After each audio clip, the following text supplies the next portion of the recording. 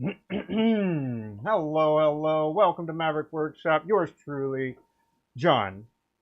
It is I. It is I, John. What a dork. Just kidding. Just kidding. Only a little bit, though. But, yeah, what's up? Welcome to Maverick Workshop. Here in the shop. Got my sweet Stratified shirt on. Going to be working on some Stratified pins after I complete the other diamond painting pins that I've got to finish up here. So, yeah, it's going to be a good time.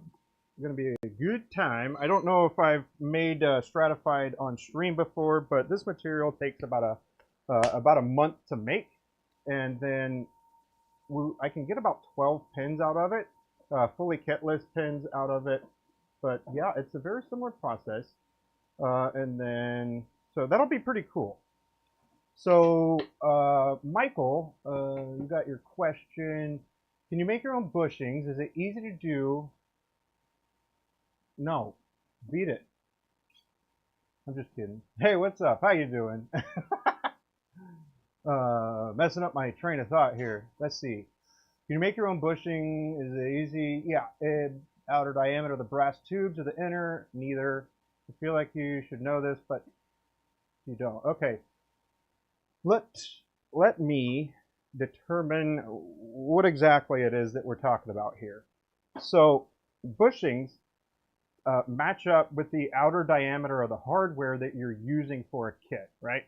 So you can take your calipers and you can measure it against it or whatever, and then you get a piece of material that'll measure the same diameter as the hardware, right? So you're going to do the brass tube, put your blank on it, secure it in place, and then measure the hardware, because if you don't have the appropriate bushings, then you are going to run into a little bit of that problem.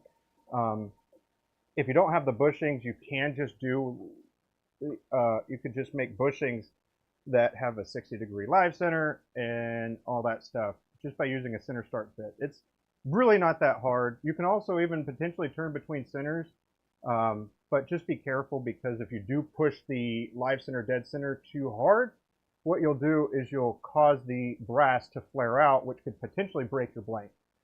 So if you wanted to do that, what you would do is measure the calipers, or measure the hardware. Let me show you.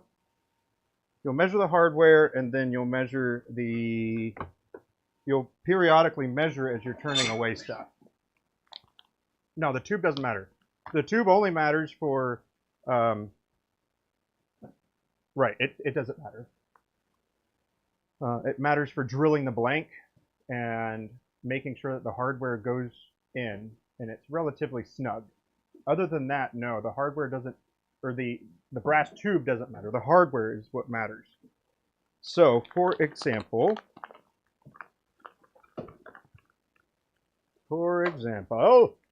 this, what do we have? What do we have? We have a classic Elite 2. Let's hop over to the other thing here right quick, and I'll show you what I'm talking about. Oh, there we are. Okay, so this is actually a kit that is the Classic Elite 2 24 karat gold and gunmetal rollerball kit. So it's a pretty nice kit. However, I kind of goobered up because I didn't excuse me, because I didn't I used a thin CA glue. So that's, you know, obviously my fault. But yeah, I did it and it didn't go in all the way. So fortunately for this example, it's, you know, a little bit of a mixed blessing, because we can actually see what I'm talking about. So here's the brass barrel, and this is for the body part of this pin, for the, just so you're aware. Here's the body, and it's this piece down at the bottom that I'm showing you. Or we could use the cap, but this one actually has brass sticking out, so we're going to use the barrel part. For the barrel part, we have different diameters, so you have to take a look at the hardware and how it marries up to the different components. This is one of the measurements here. So if we measure the brass tube, what we're looking at is a brass tube that is 9.8 millimeters. So this brass tube is 9.8 millimeters. So that part doesn't actually matter unless you're trying to cut too deep or as thin as possible, because the main part of it is this here that I threw on the ground. There we go. Okay. So,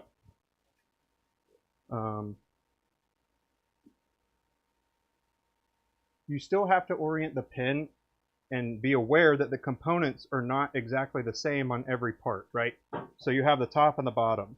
So in this particular case, this is also the top. So this is to the clip, right? This is this part right here. This part right here is this in the middle. So this right here in the middle, yeah, there we go, is this part right here. And this goes up into the brass. So I'm going to take the cap part out now so we can kind of see what we're looking at.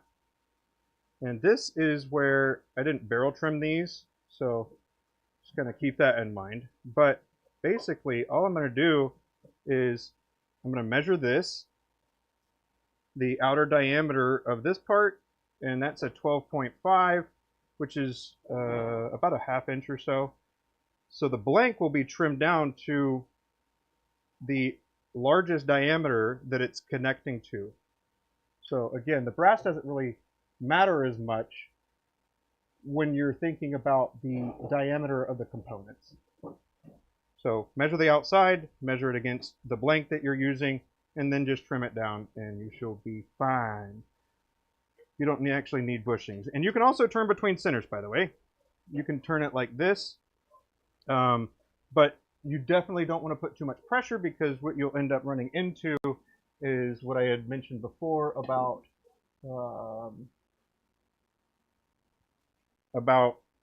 flaring out the brass tube. So kind of do so at your own risk. And then that's why the bushings are also safe, because it gives you a guide to where you're going to. So it'll tell you that it's the 12.5. So yeah. Does that answer your question, Michael? Should. Because that's what people also used to do, like a whole trust but verify sort of thing. So you can trust that that is the appropriate bushing for it. However, you do still probably want to measure it just to make sure that it is the correct one, and and you get the profile that you're actually going for. Because some people, they like a straight, some people they like a little pregnant belly kind of thing. Some people, they just have a lot of different shape variation that you can do. But ultimately, find the hardware, determine the side of the blank that it is, and then measure on the outside of the hardware, and that's the size that the blank needs to be. Boom. TLDR. Hope that helps. Let me get this put back together, because I will come back to that pin eventually. All right, let's see. Michael. Love 8575. You have the diameter of every piece of the kit. That's awesome. Lawrence, what's up, my man? Good to see ya. You have the same setup as you on the lathe just now, dead center and live center. Yeah, you could do that. It is for a bolt action pin and bolt keychain pin. Yep, it'll do the same thing. Yep. Sweet. Right on, man. But yeah, the brass tube only matters, well, the outer diameter of the brass tube only matters for when you're drilling, and then you move from that to the hardware.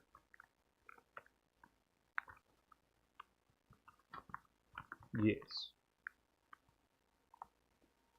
That will be $5. I'm just kidding. Nah. But yeah, it's pretty easy. Some things are like, oh, why didn't I just think of that? And there's no shame in that, really, because it is one of those things that there's a lot of little nuances, and then other ways to accomplish the same thing. So some people are just like, yeah, just go off the brass tube or the mandrel that it comes with, or whatever like that. and then you don't really know. And this is a part too why I think that there is a significant amount of overlap between bespoke pins and kit pins, that really all you're doing in some cases is recreating the brass tube that's already connected to a piece. So for example, when I do like the wood sleeve or the maritime Fordite sleeve, all you're doing is essentially recreating a brass tube, if you want to think about it like that. So let's see. Ah, you ain't gotta leave me alone, man.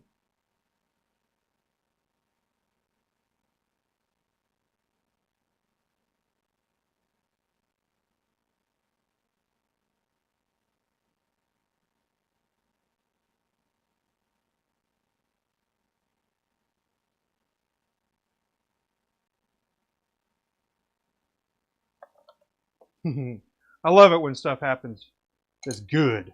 Love it when good stuff happens. So somebody else they have my contact info, and he had a question about a pen.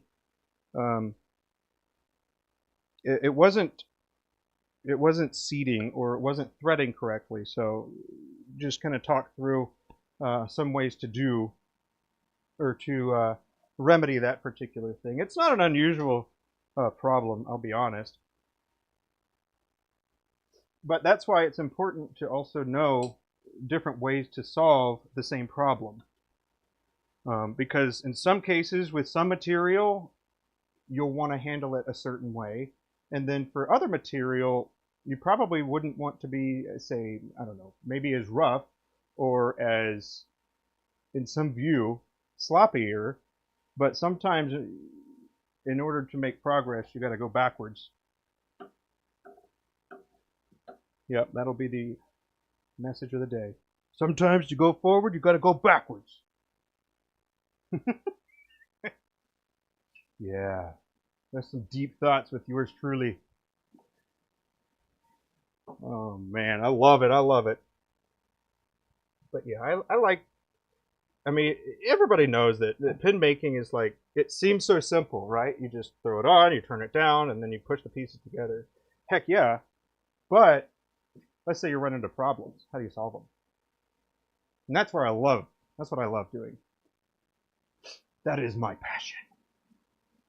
Solving problems. Where? Wonder how hot this is. I don't have my cup out here anymore. Yeah, it feels pretty hot. I got my coffee pot out here. Oh man. Let me get that put away. We don't want it out here.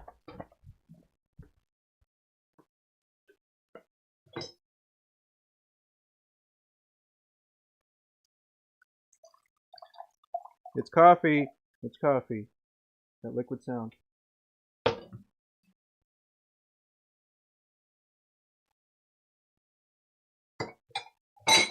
All right, there was only just a little sip in there. Hey girls, we all grab the dog some water?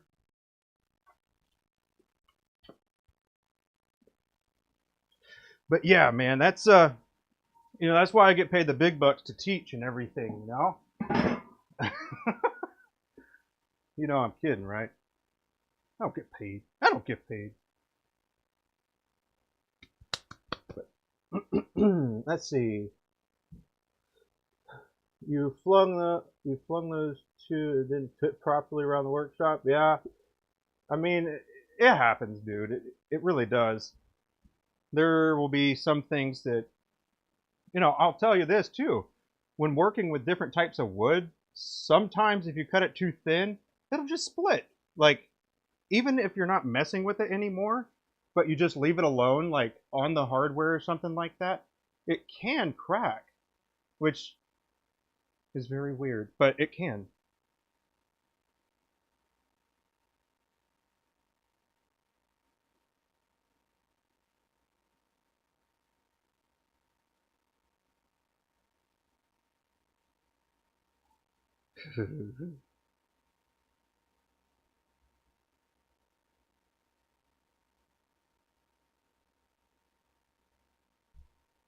But yeah, so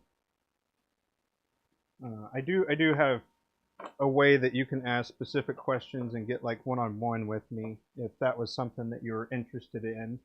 But yeah, as far as that goes too, if there was something specific that you wanted to know or learn from me, I do have a sheet that's on my my link tree that you can send me a message, and then basically we can set up a mono-e-mono or a womano, mono-e-womano, and we can get whatever it is that you're wanting to do, we can get that going, you know, because that is really the purpose of why I stream here in Maverick Workshop. It's so you can, you know, to kind of build a little bit of credibility and show you that these are the things that I do, and then also be able to teach you, should that be something that you wanted like individualized information on, and or you wanted to, you know, be able to ask like very specific questions, and then I'll just basically recreate the situation that you're in, and then I'll help you work through it, whatever it is. At least that that's what I think it is. But yeah. Excusez-moi. Yeah, man. Well, I mean, I'll be honest, I don't usually look at my email, but Abby does, and then she'll tell me if there's something. Yeah.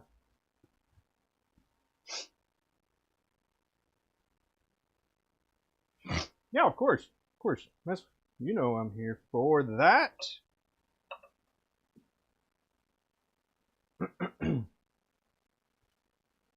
Huh. But yeah. And then gotta get these done. Gotta get these done. We can keep chatting though.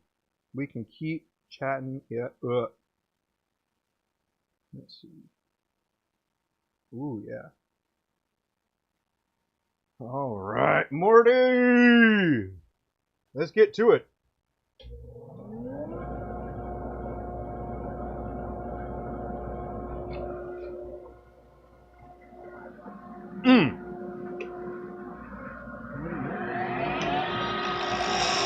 DP pins, and then I've only got 7, so we'll work through these, and then we'll work on the stratified. So the majority of this will be stratified. I was hoping to be done with these this morning earlier, but it didn't happen, unfortunately.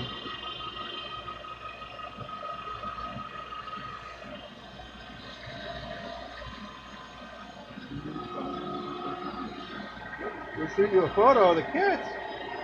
The size is okay with it now. Well, I wouldn't have bought them unless I knew those things. But that's how you can bypass that. But I wouldn't say that that is like a permanent solution. I'd say that that would be a band-aid solution. If you were going to be making tons of those particular pins, yeah, you're going to want the bushings. That's not a good way to really do that. And you can definitely make them. Just measure the internal diameter of that, and then trim the. You can trim the bushing down to fit inside, and then you'll be able to use it for that pin kit setup. But it becomes more tedious because you'll have to replace it probably because of sanding. So just a consideration with that. It'll work, but it won't be the simplest solution. And that is what we like to do here. I'm not saying it's the way, just saying it's a way, you know? You know. But that's also why I buy the starter kits from PSI, by the way. Because you get 5, and then you also get the bushings with it, and it comes like all nice in a box. And then when you open up that box, just only do those pins, and then put the bushings back in if you didn't use all the kits, or just set the bushings to like a extra bushing pile.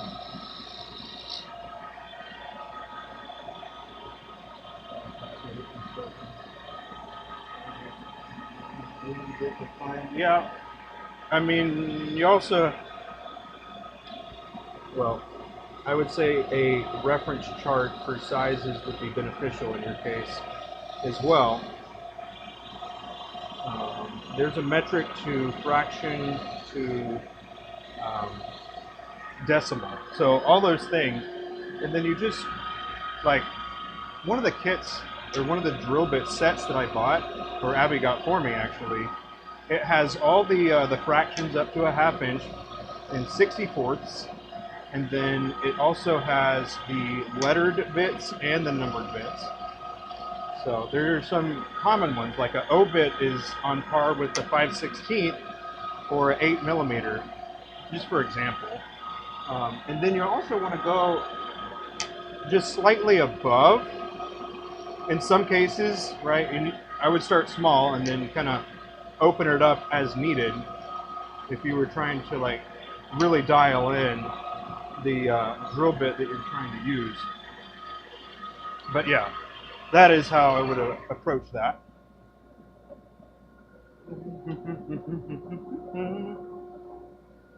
So I would say I hope that helps, but I know it does, because those are the things that I figured out over time. And yeah.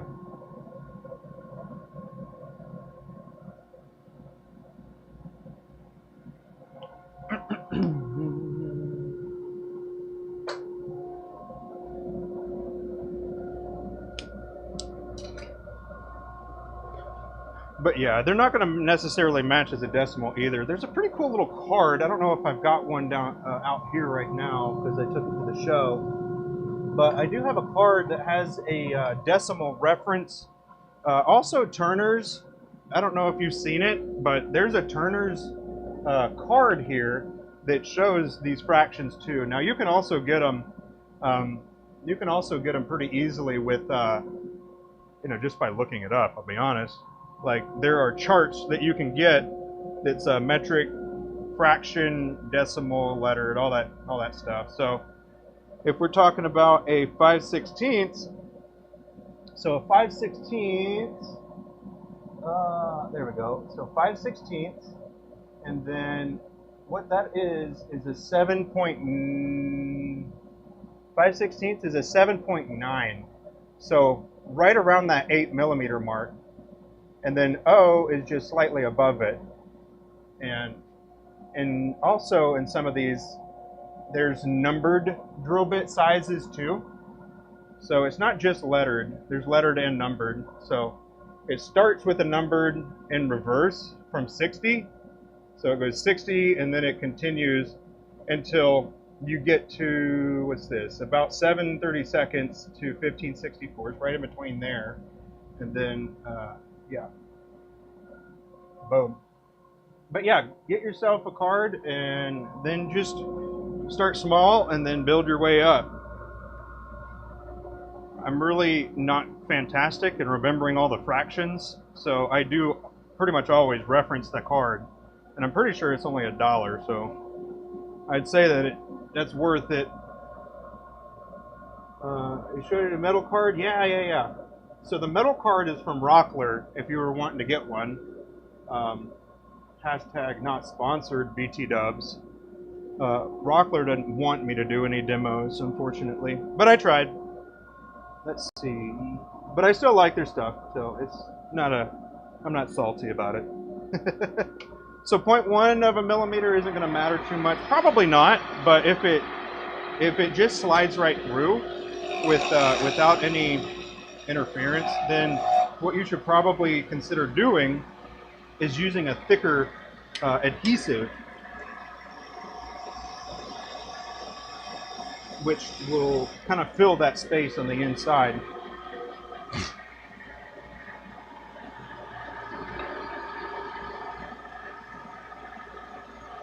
Don't have a Rockler over there? Never seen letters or kits. Well, let me show you the kit that I or the not kit, but the drill bit set that I have that you probably could get. I think this was $45. So let's see. So it's a 115 piece drill bit set. Oh, here we go. And then it's got everything. So these are the numbered here. The numbered starts right here. The numbered goes here, and then it hops up here, and then it ends up smaller. And then the here's the lettered. Here's the lettered drill bits.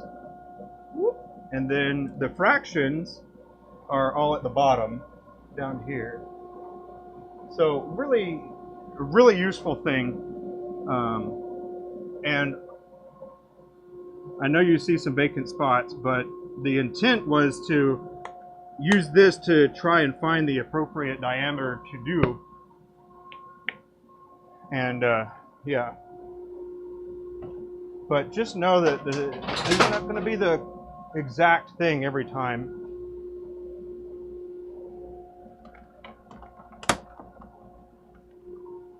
So, and then also you got to remember that sometimes the resin or material that you're cutting behaves differently. So that's the other part of it. That if for example, resin, if you leave a drill inside of the resin too long and it's spinning, or even it's spinning at a high speed, it'll cause the actual structure of the blank to weaken, making it making it a little bit soft, and then it will make it to where it won't take threads very well, at least until it cools down. But it might not take it very well at all because the structure of the material or the plastic has softened and relaxed. So that's another variation of what could happen. Mohan, hey man, hadn't talked to you in a while. How you been? I'm just kidding. Glad it worked out for you, man.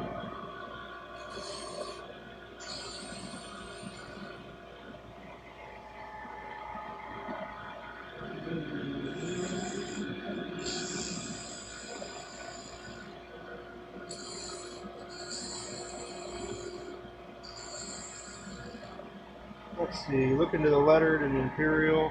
Yeah, man, if you can find a kit that's got them all, I would recommend going for it. It'll probably be a little bit more sticker price. I think that mine was $45.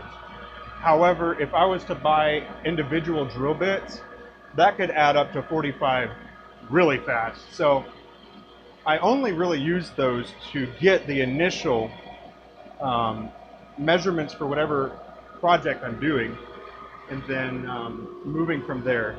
And Mohan, yes sir, this is a Robert Sorby beading tool here. But what's annoying, well, I reground this one actually because it was too wide. But yeah, that's what those are.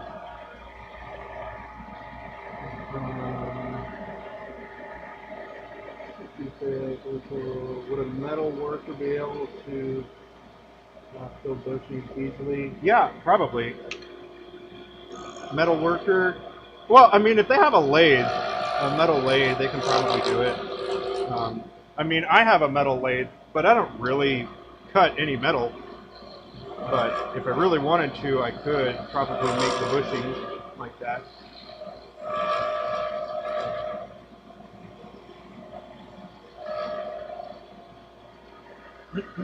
Let's see.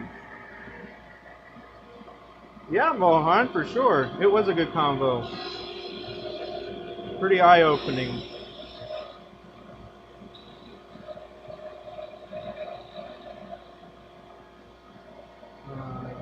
It's Easy Wood Tools. Yeah, this is a Easy Wood Tools, but my beading tools are Robert Sorby.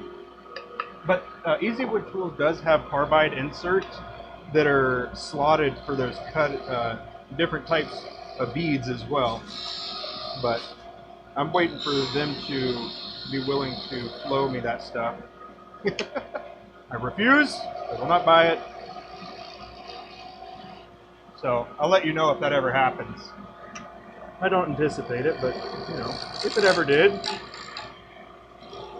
and it would just be for the sake of it being really sharp for a long, long time and never really needing to sharpen it. But you know how much I use the beading tool anyway, which is not very much. So, well, I mean, I guess daily, but not anywhere close to my round carbide.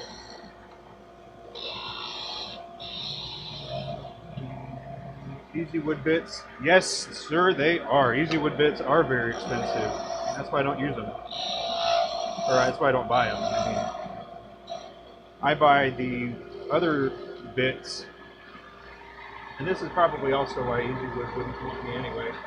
But I use these, so if you get a 12 millimeter by 2.5 at a 30 degree, you can buy a whole bunch of them that are, I'm pretty sure these are used for like a planer or something.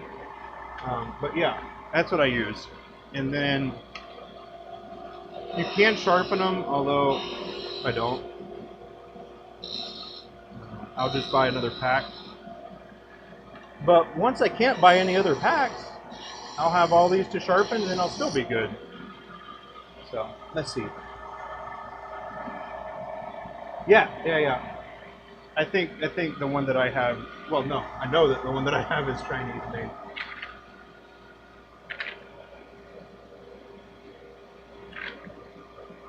Ew, keep out of reach of children. Oh my goodness. It doesn't actually say on the box, but I'm pretty sure it is a Chinese made thing, which, that's fine. That's fine. But they don't make negative brakes, and it is for the bigger machines. It's just, it so happens that they fit as well. So that's why I do it that way. Because at the rate I would be going through the bits would be, you know, a bit too much, I would say. It'd be hard.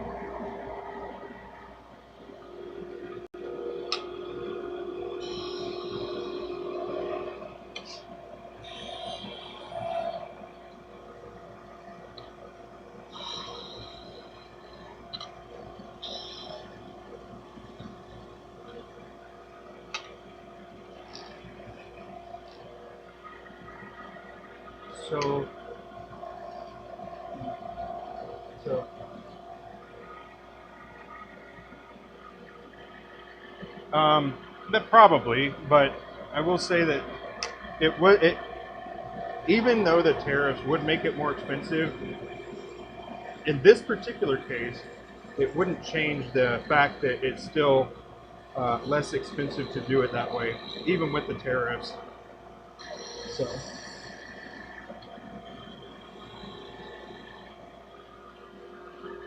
At least for these, right? Because there's a lot of other things. For example, I was looking at a new lathe that I was looking at from one way, and so it's coming from Canada, and then the tariffs would have made it about an extra $750 or something like that to get it into the U.S. So,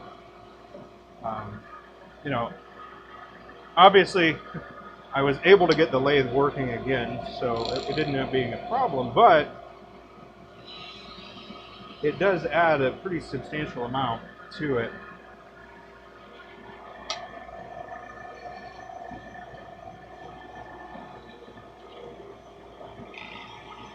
But I mean, that's just kind of how some things go. What can you do, you know? You still have to keep doing what you're already doing, or be able to switch it up.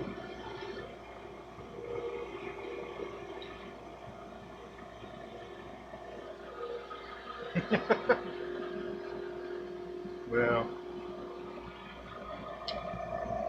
I mean, there's what things say on the news, and then there's what happens in real life, and sometimes they don't actually align.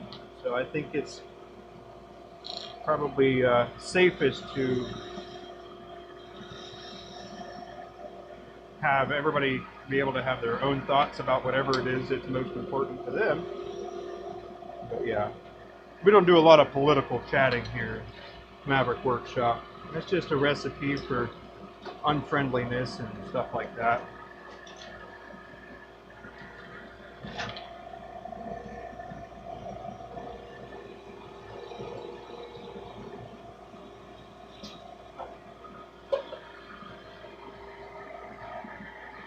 But we talk about turning. Turning and stuff like that.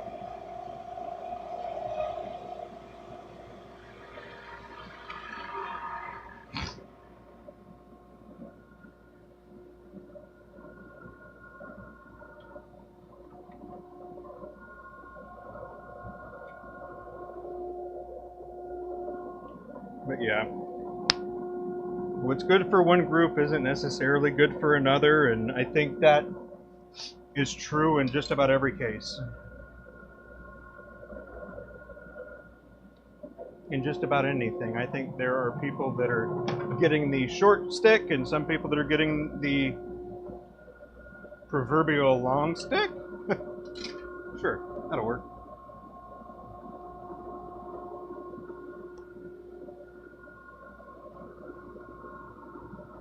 But as far as like world events go, you know, the best thing to do is kind of analyze what's most important to you. And this is talking about business specifically stuff, right? That's what I'm talking about. But you position yourself to where you're going to win or not lose. And I've said that quite a bit. But if you try to put yourself in a winning position, and if you can't, then you mitigate loss, your position by minimizing the loss. So, you know, there's a lot of ways to go about doing that, and it will be different for every single person because every single person has different thoughts or values and directions that they believe some things should go, and that's totally fine. That's the beauty of free will, and you know, free speech, free will, all that stuff.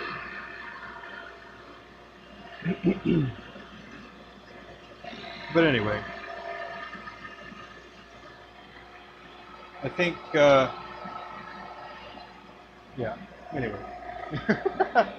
I will depart that topic.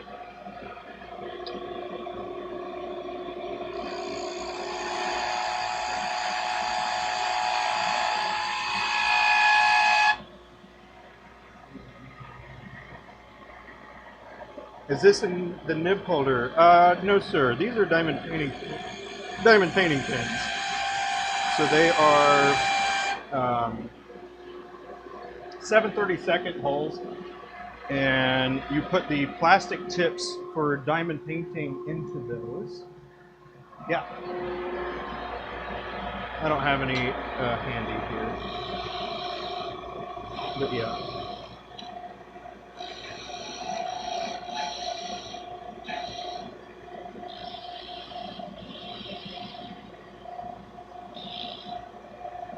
A way you could just really think about these is like craft handles or ergonomic grips for an existing accessory or a use case. So there's a couple ways to kind of think about it.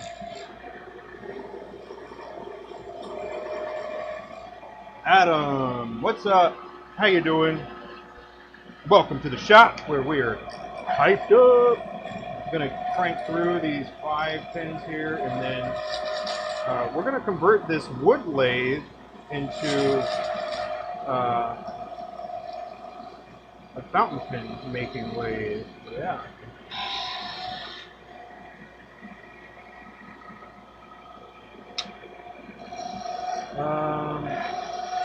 Like my personal designs? Is that what you're talking about, Mohan? I did a live before the show where I showed the pocket pin, and so probably end up being my newer design that I'll lean into. So I did share it on, or I even made it on stream actually, but I really like it. There's one minor adjustment I had to, or I have to make in the future, but I'm not going to bother with it because the other one's already done. But yeah, it's a pocket pin. It does seem like people are interested in smaller pins at the moment, but you know, it's hard to really pin down the percentages or anything like that because it was based on individuals that happened to stop by. But yeah, what you want to know? I got some designs.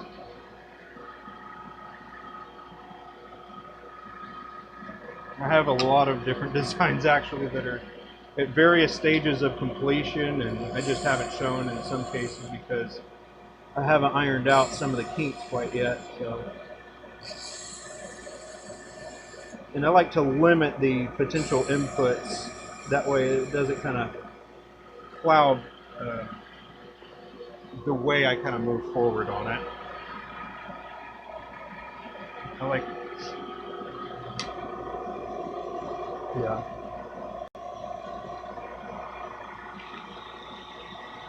But yeah, there are quite a few people that were actually very interested in it. And somebody even commissioned a pin. They're like, hey, I really want you to make that. And so they brought me a blank. It's like, I want this type of thing. And I'm like, all right, well, it might end up being nothing, because that's what we do. We just, you know, we prepare people for it not working out if you only give me one blank. But I haven't exactly,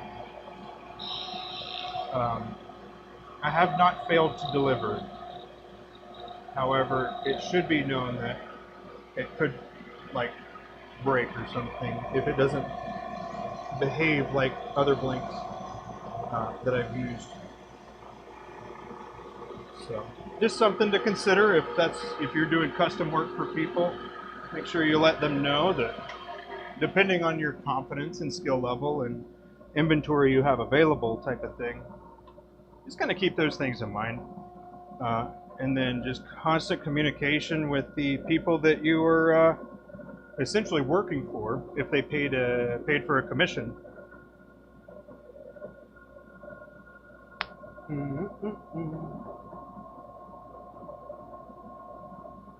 Saw some pins which are cast like random stone shapes. Interesting.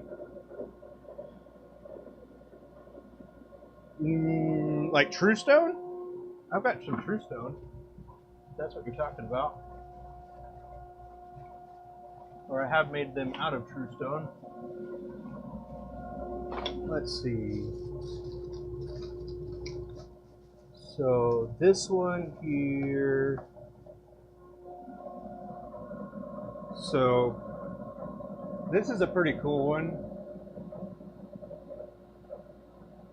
Yeah, I haven't made anything out of it, but it's really quite heavy actually.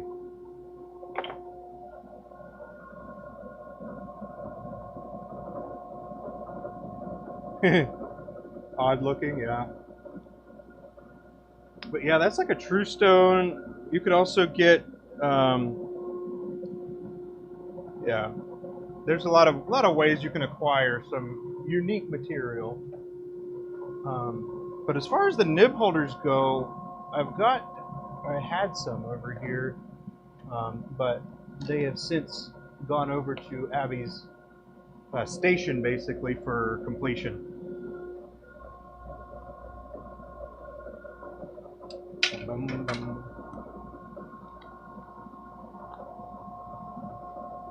Marble powder stuff.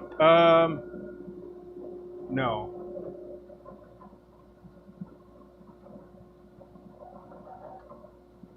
Mica powder is what's used. Mica powder. Marble powder, I don't think actually has a great property when it's broken down to something that's that that small, that the micron size there, it doesn't actually display very well.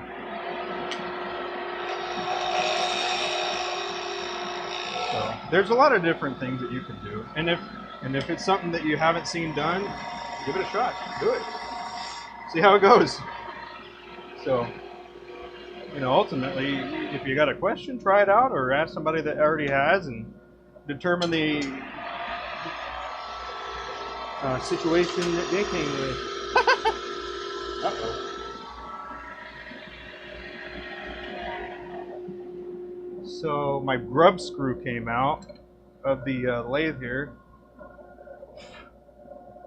and this goes on to making holding the gear onto the spindle.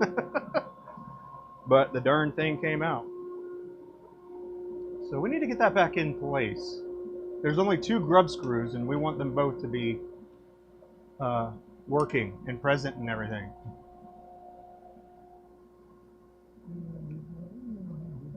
Yeah, I'm gonna go ahead and address that right quick.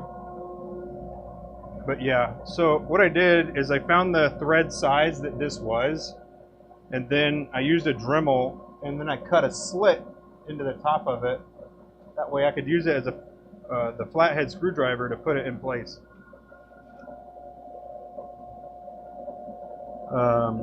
Yeah, if you didn't guess it already, the lathe is out of warranty, so I could tell Jet about it and maybe get a replacement part, but all they're going to do is there. But yeah, I guess it likes to walk its way out sometimes. Let me get my screwdriver, finish this bad boy up. This particular blank you showed me is very brittle. Honestly, I couldn't tell you. I haven't made it yet. I haven't used it yet. But usually when I try out different blanks, I'll make like a diamond painting pen or something simple first that is really quite forgiving, we'll say. That way I can get a feel of how it behaves with different loads, whether you're you know, turning it from square to round and seeing how chippy that can be, or you know, drilling properties. And as you know, some things like ebonite, for example, it's really nice. That stuff, it threads nicely, and then over time it actually gets even smoother. So that's the other part about ebonite that I really like.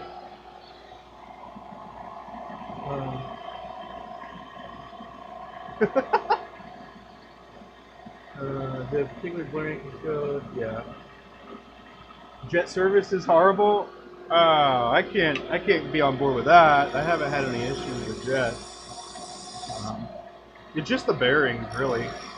But when I told them that the bearings were making like a knocking sound, and that I had replaced the bearings before, they're like, "All right, well, we'll just send you another set." And then like, "Oh, well, maybe we can get a technician over there." I was like, "I don't want that. I don't want that. I just want you to make it so my lathe is working how it's supposed to." But that's not how it works. You saw a guy drop the true stone blank after turning and it didn't break. Right on. I call that the drop test. And we do that with a lot of our pins, actually. Some of the pins, the diamond painting pins that I make here, you can imagine the weakest point, probably, or I hope. But the weakest point is this thinnest part, right? So basically the hole there, or the gap space there. Yeah.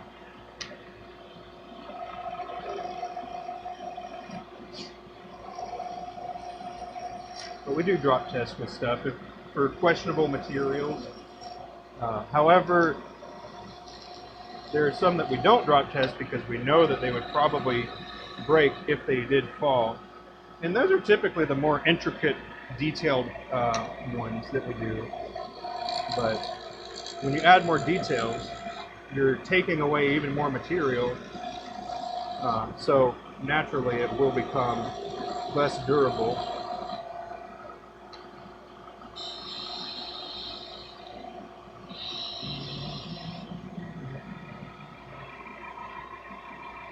It fell off his lathe and didn't ship or break. Well, right on. There's always that "oh no" moment. I certainly encountered that.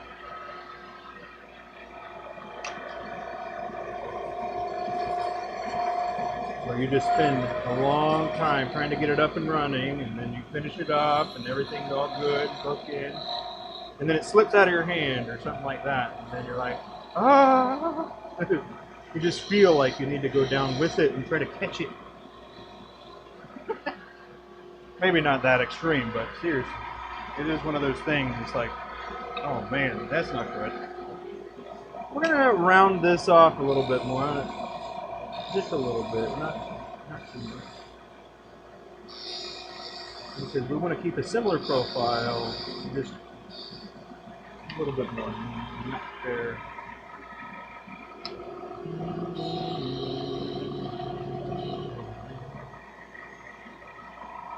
Let's see. So by exotic, yeah.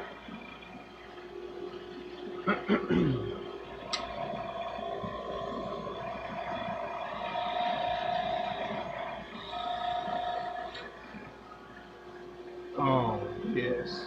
So, if you don't know, my channel did finally get monetized, and I watch my stream as well. And what happens is, if I leave the ads auto, they run, it seems, all the time. So basically, the way I intend on mitigating that to where it's automatic, I turned it on to manual, and so when I take a break or I go sit down or something, or I step away to like go to the bathroom or get a drink or something like that, that'll be when I run an ad. So if that's, you know, that way you're not really missing out on anything that I'm talking about, or because I know how frustrating that would be. But on the other hand, if you could, you know, the ads are really a way to make money without having to, you know, ask other people for to help fund the shop and stuff like that. So hopefully the ad aspect will be enough to generate something that would be worth worth having. But yeah, let's see. The combination of diastone powder and resin. Yeah, most of the powders are mica. I haven't seen True Stone, although I have seen other powders too that can be used to make things heavier. I don't know about using that material yet, but just saying, you can weight resin. But yes, I need to step away for just a moment, and I will be right back. So with that being said, I'm gonna do the little ad thing, and then I'll be back shortly. It's past 12, calling it a night. Right on. I'll see you around, Mohan. Thanks for the chat, buddy.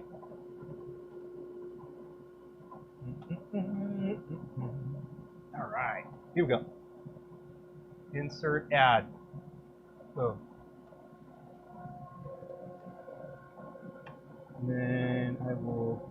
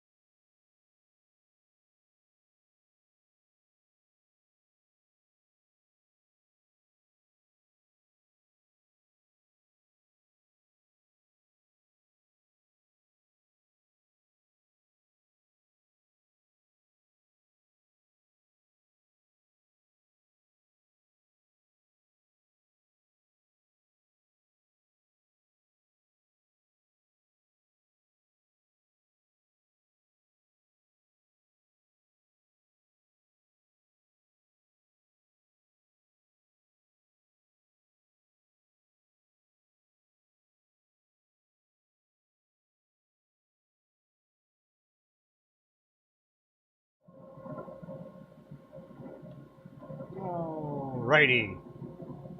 We all back? Where everybody gone? That ad was like, nope, that is the straw that broke the camel's back there. I'm not going to deal with that nonsense.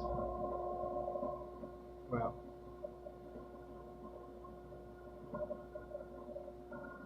I don't know what the advertisement was, so there's also that.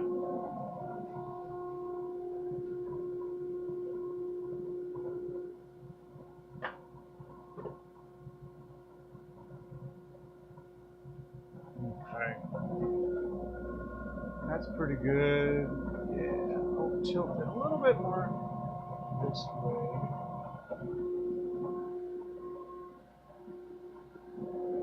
Will you cold brew me at your earliest convenience? What, baby? Ooh, sparkly water. I could have got that while I was in there, but I didn't.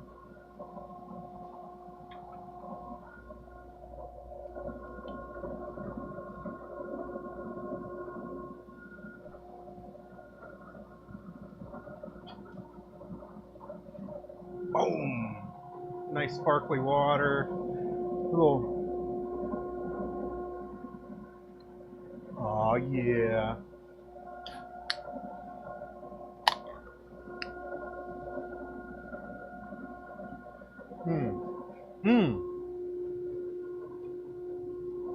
We feeling good.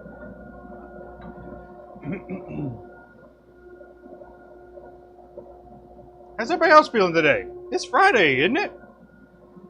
My goodness. Come on, people.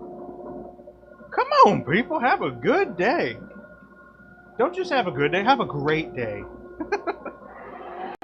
Isn't that what Ryan Reynolds said on the Virtual World movie? I forgot what it was called. The normal guy or nice guy or something like that. Anywho, but yeah, man, if we don't get anybody all like talking, I'm just gonna have to end up being silent and focusing on my work, and that wouldn't be as fun, not as engaging.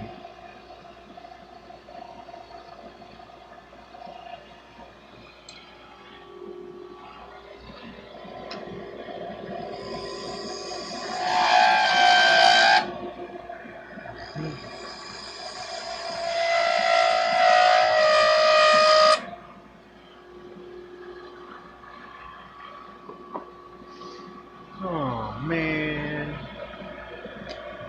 And then when I say that, everybody should popcorn. Popcorn plus 15. 16. Oh man, that's funny. People are like, no, I will do what I please. You should. You should do what you please.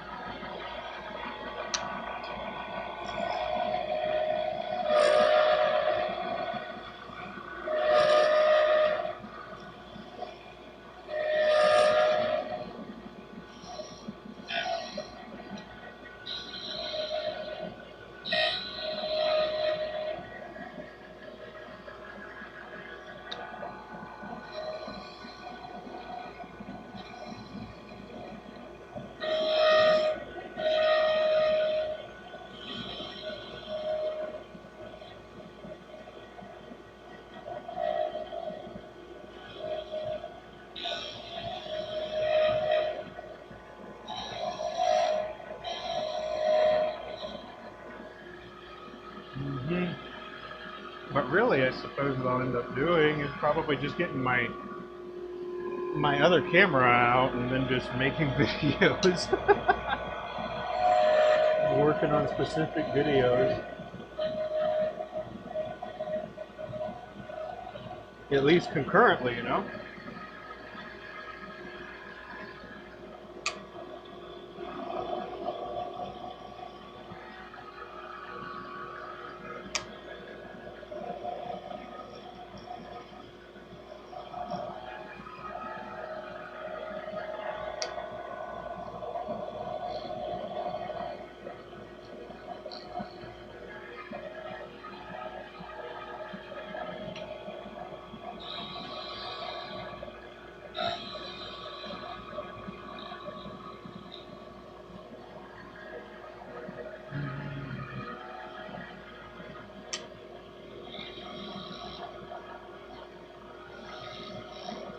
Ooh.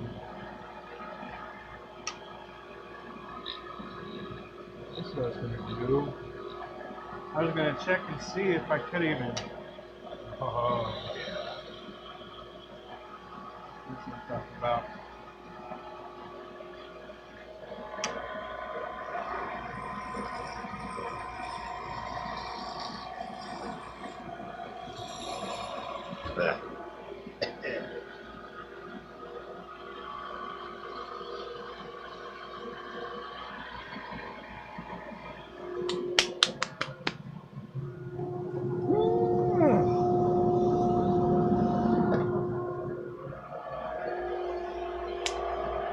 The only problem with this shirt is when I reach, the sleeve gets stuck on my huge bicep. And then I can't reach any further without feeling like I'm going to rip it.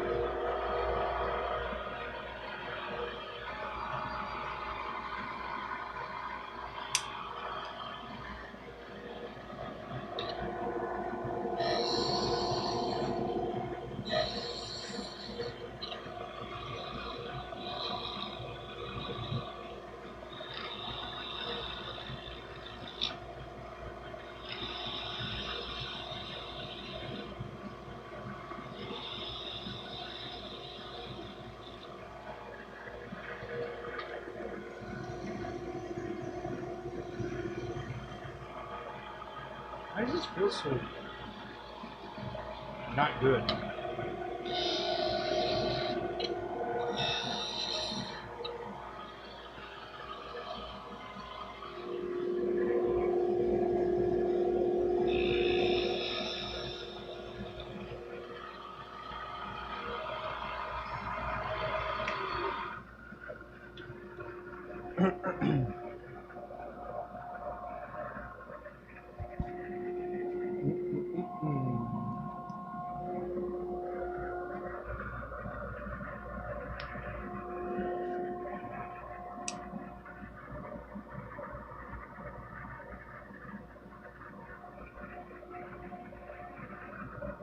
All right.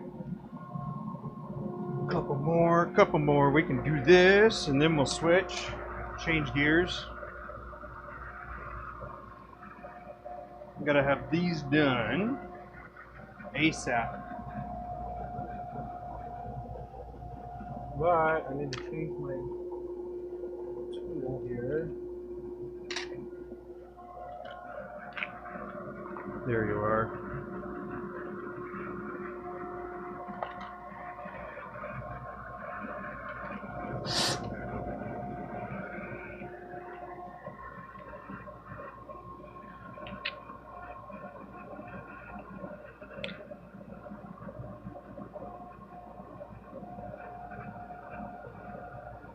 I'm gonna make sure you take care of this screw if you do if you do what I do with these carbides, by the way, because you can get a new EasyWood tool screw, but it's a really inconvenient screw, or it would be a very inconvenient thing to do. I mean, so just taking care of the one would be even better.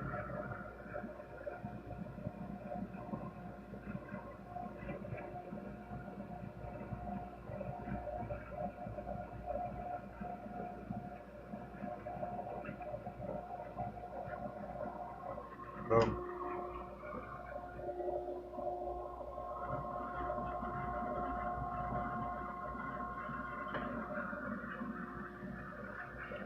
$28. All right, we can do this. No problem.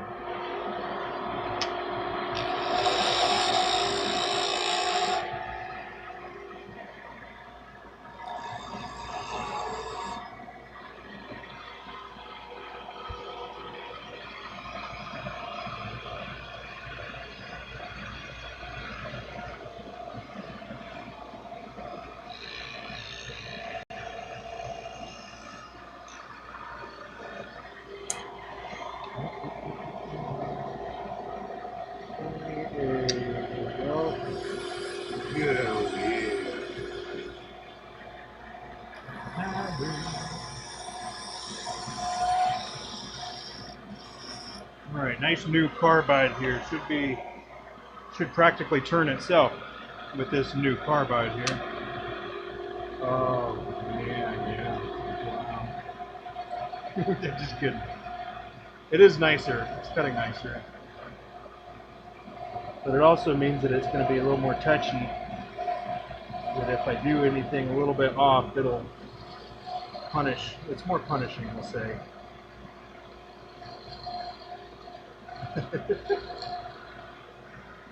All right.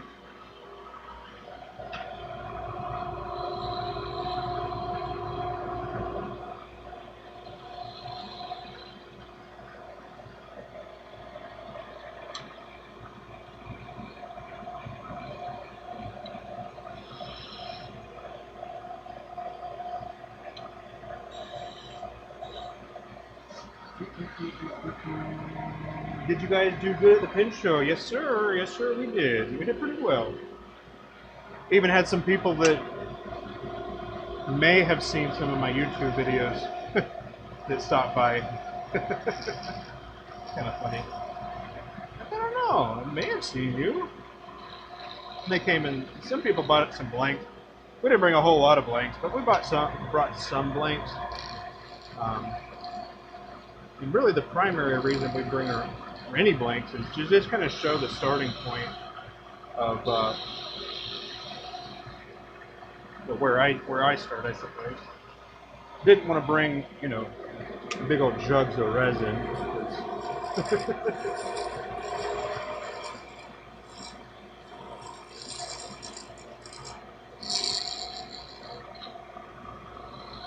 But yeah, we had a pretty good show.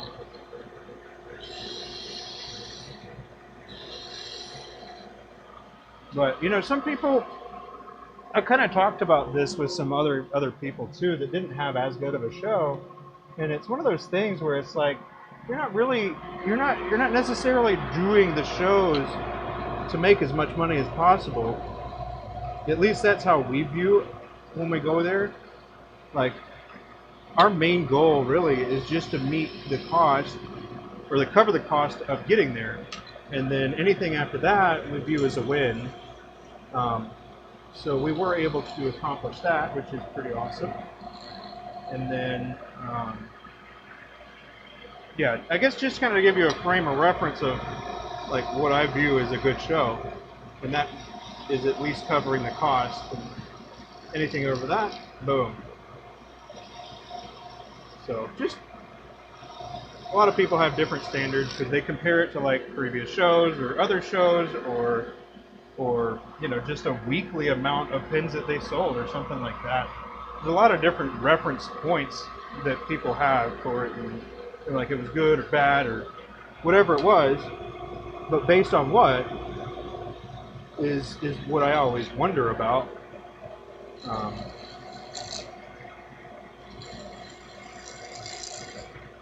Because some people, they went to one show and then they sold out. They sold everything that they brought, which is, you know, obviously really awesome.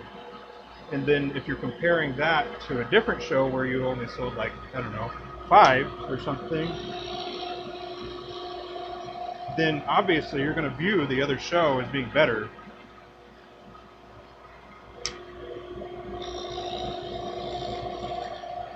But you've probably heard it many times there, Lawrence. I stay at the booth a little bit, or the table a little bit, but I usually wander off and then I go network. I go talk to people. I find out more about people. I try to learn about people, and you know, it really is a community. But if you view it as solely a business and solely a transaction, I think that you're kind of missing the point of the community element of it. And that's, I don't know. For me personally, and Abby actually, we do like being able to go there and see people and talk to people that have been, you know, our fans, so to speak, or at least the stuff that we're doing, that appreciate what we're doing, and just, they don't even have to buy anything. It just really makes my day when somebody comes and like, oh, I saw that. That looked great. Fantastic. Thank you for your, thank you for coming to the show, or thank you for whatever. And, you know, I always thank people for coming to the shows as well, because without them, it wouldn't be worth having a show. So, so that type of thing. It's, I think of it more as like a reunion than I do a business. I mean, it is a business endeavor, but I think of it a little differently, I would say, than most people.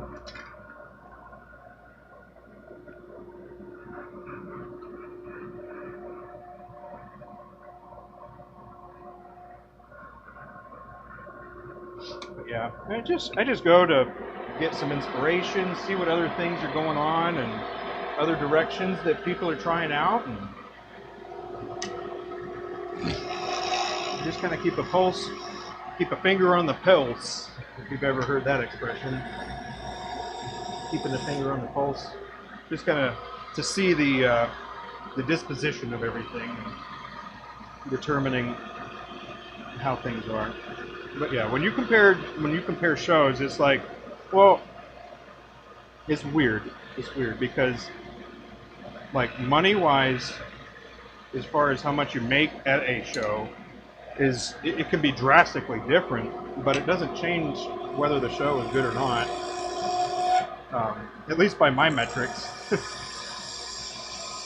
So you'd have to ask me specifically how the sales were, or did you have a good time, or that type of thing.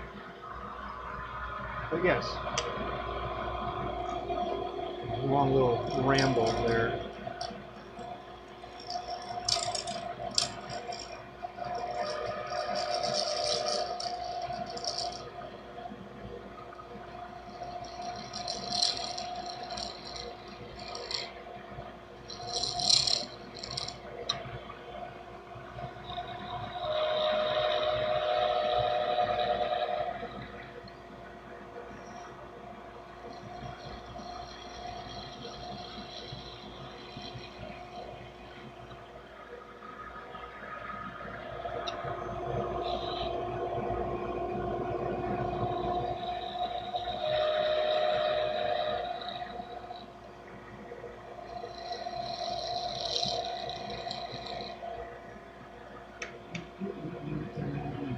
But yeah, after this one, I will actually be working on some Stratified, which is what I was hoping to open up with and stay on the whole time, but I didn't get these done last time. So I will be working on Stratified pins, and mostly being on the wood lathe as well. So I will say that if you are interested in making bespoke pins, that this will be probably beneficial. So I'll throw that out there.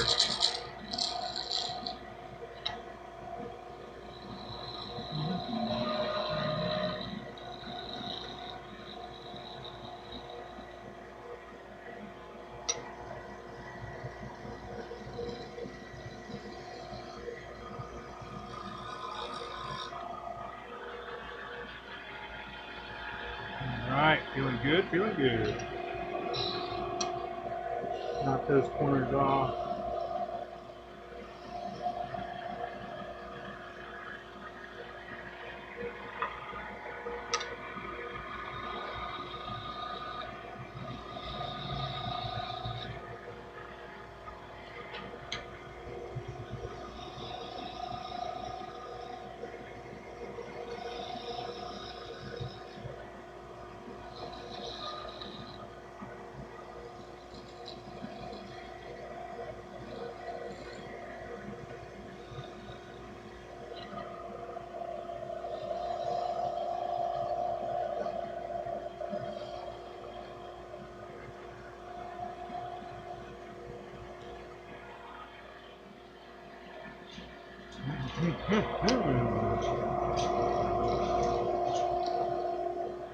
So next thing after this is I got to get Abby to get me set up with all the stratified blanks that I got to get Abby.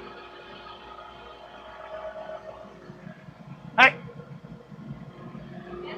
I'm ready for you to grab some stratifieds.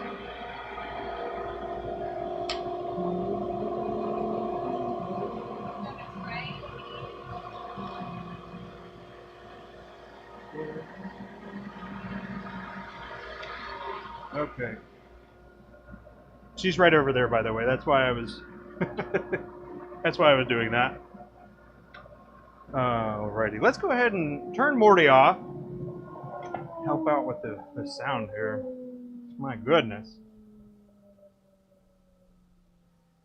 Boom. Okay, so the stratified that we're going to be making, all the barrels are going to be M10 by 1, and then the caps are mostly going to be M13 by 0.8 triple lead, but some of them will be M15 by 0.8. And all that really means is that is the diameter that I'm going to make. That's the tenon size, essentially. And so one pin is going to be a little bit larger than the other one. So that's really all that really means. Do you have a tray or something you want me to use?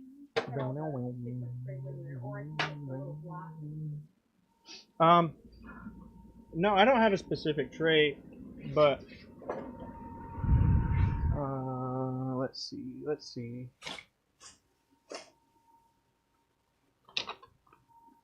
I was supposed to clean this off, but I didn't. Come on, John, get it together. Goodness gracious. What? It doesn't matter. It really, really doesn't. Whatever you want to put it in or on or whatever. Here, we could use this box. How about this box? And they're in that drawer. Yeah. They're not tight in there. I would show y'all this if it wasn't so inconvenient to move that camera. But there is, I have a drawer over here that's about 3 high and 3 inches tall by 24 inches wide. And just leave them in there. Just leave it in there. No. Just put that on top. It bothers me. That's all right. You don't have to deal with it. I do.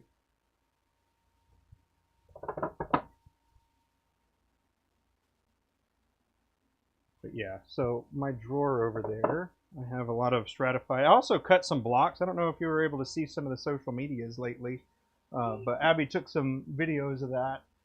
And there was one other block recently that was cut in so super light color. Those are the 2 blocks right there. Those are dark. There was a really light one. Those are the 2 blocks that I recently. I promise there was one other one. Like before we left, before the show, a little while ago. But it was super, it came out super light. Well, right. Well, look in all the drawers, I guess. Because that's what I got. And then I had the girls organizing it in there.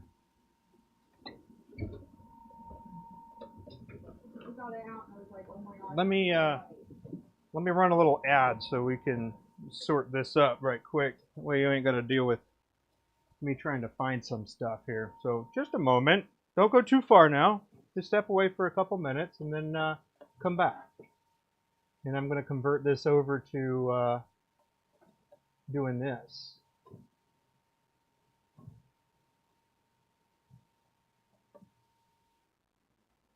Yes, that is what I shall do.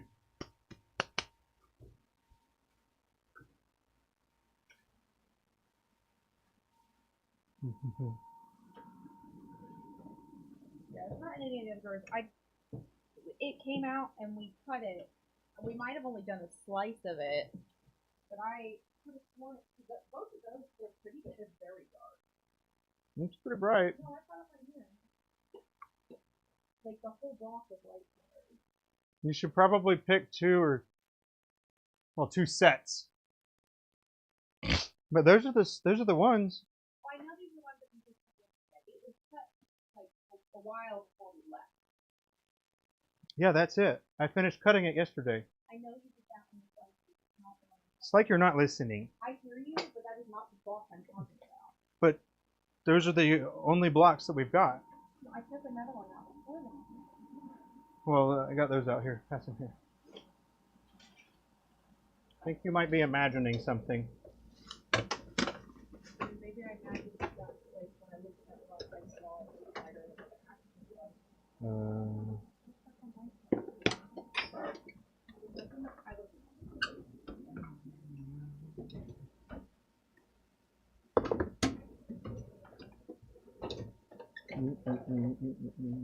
Yeah. You did Lulu. Yeah. But really, I don't know. This is all we got.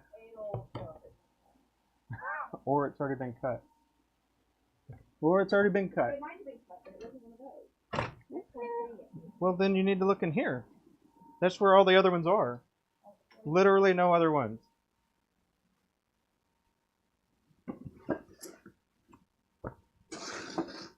Yeah, there's nothing else.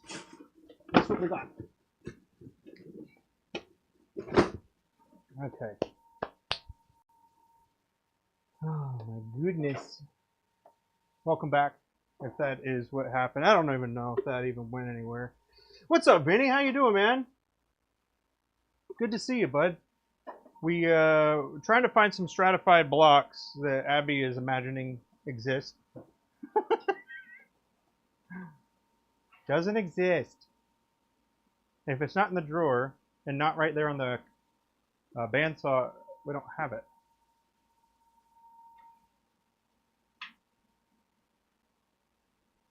Might have been this one.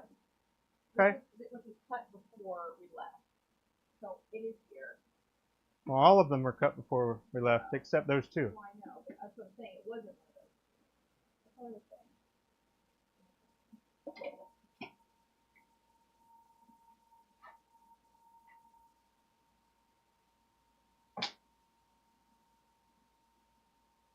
How many did you get? Thank you. Yep. How many you want to take to San Fran? That's how many you should get out. That's it? Just for the San Sure. That's a good starting point.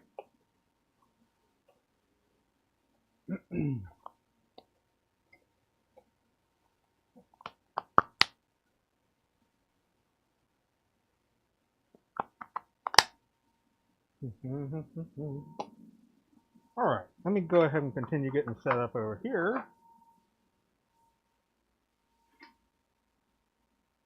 I'm going to focus on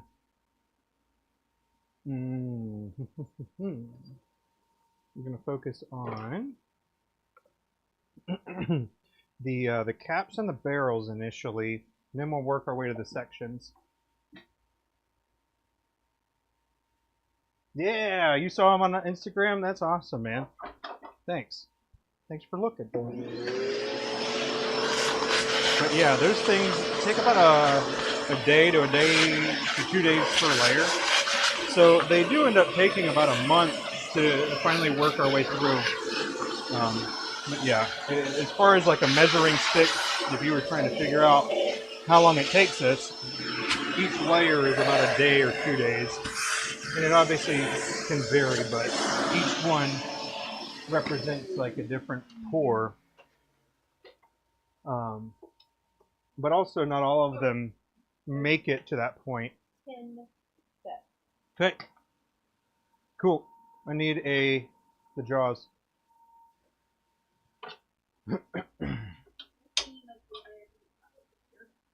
Say what?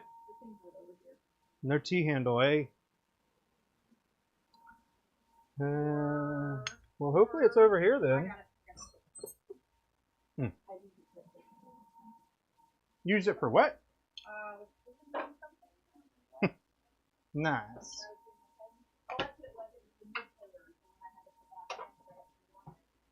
Ah, gotcha. All right, let's go ahead and configure this wood lathe here for doing some bespoke pen making on a wood lathe. So most of this, if not all of it, will be done over here. Hopefully that pleases y'all. Let me zoom the top cam out just a little bit. I think that'll be a little better. Son of a gun. There we go. So, there we go. That's a little better, huh? No, not really. Huh? No. Sorry. It's gonna have to be it right there. Otherwise, you'll get to see it from this POV. Unless I zoom out. I don't want to deal with it. Not gonna mess with it. It looks fine enough.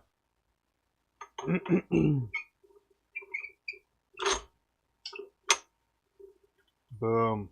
All right. Y'all excited? Anybody else excited? I am. Stratified, man. The pins that don't like to become. Alrighty, let's see what we got here. So here's my box. You can see some layers are big, some are not as big. But yeah, you can also see some layers. Sometimes it doesn't quite work out. There's a bubble in there, and so when I see imperfections like this, I'll go ahead and flex it, try to break it. Which you can tell that this is a not good layer, which is fine. All it means is that I'm not going to work with that particular layer. So not a big deal. And I already knew that that particular layer was that way. But it's not like that everywhere. So I can't just go snapping every blank. Because it's not a problem with every one of them, just very, very rarely. But anywho, those will end up being sections. Or they can be something else, you know?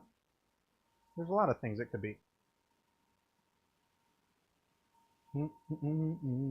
But the biggest thing is not to freak out. Don't freak out, okay? And I'll do my best to not freak out too. Glad we got that sorted. But yes. Alright, everything will be done here on the wood lathe. Got that. Some of these I will actually cut with a bandsaw though. That's the only exception. Yeah. Alrighty.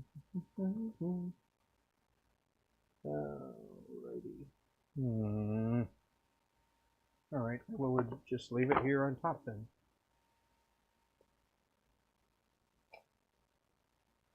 Barrel cap. So this is one of the recent ones that I cut up. So it's a little bit darker. However, you know, as you start making it thinner and thinner, it'll become more visible. So with the body, we can use about 3.5 inches or so, and then we can get maybe a section from the other side, or you can use this part with the for the section, and then the other part for the cap. So that's kind of what I'm looking at, is determining which way to go about orienting these particular blanks. Yeah. Some of them work better for different things, is the best way to say. Like a thicker layer is good for tenons that I have found. And yep.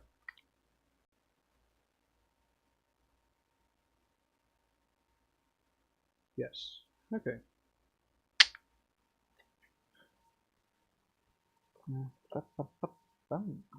Alright, so measuring about 2.5 for a cap. Almost 3, 2 3/4. 2 3/4. Perfect. So 2 3/4, so 2 3/4. And then organization of these is quite a bit harder actually. But yeah, so ballparking it, I want to find the nearest layer to that size, and then that is the mark that I'll do, and that's where I'll cut it. So I'll cut it here. And this will be a cap, and this will be a section. And then for this particular one, it's the same blank. So we're going to use this side. This will be the barrel side, and so we need 4 inches for that, which is almost the whole blank here. So that'll be where we go for that. And then we'll kind of do these one at a time because they can be quite finicky, and I might have to do different things in order to make each one work. So it's easiest to focus on one at a time for these. So I'm going to go cut these, cut here, and then I'm going to cut here. So I'll be right back. You'll probably still hear me, but I stepped to the bandsaw. But yes, it'll be a lot of repeating a similar thing here.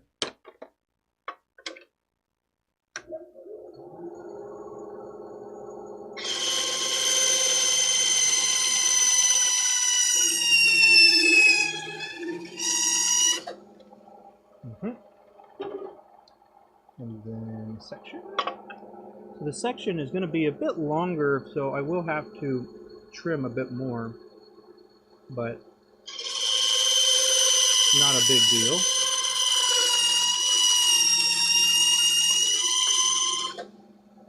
There we go. We're going to focus on one here. Yep. All right. So the cap is going to be done in an orientation like this, because I want to be able to cut the threads on the thicker section there to maximize the success rate of these. For the section, I'm going to end up setting it up like this, but then I'll have to trim some of these layers off potentially depending on the actual size. So I need it to be, we'll measure it from this side. There we go. So 1.5 should be good, more than enough. So the grip part is only going to be about 1 inch, and then the other part is going to be around, we'll go with, I hate this roller. Why isn't it showing me what I want to see here?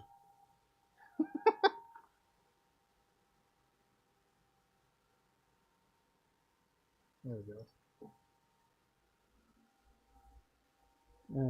Right, this will be better. So 1.5. So that is essentially going to be what I cut off once I get it to that point. But we'll remeasure once we cut the tenon and everything. Okay.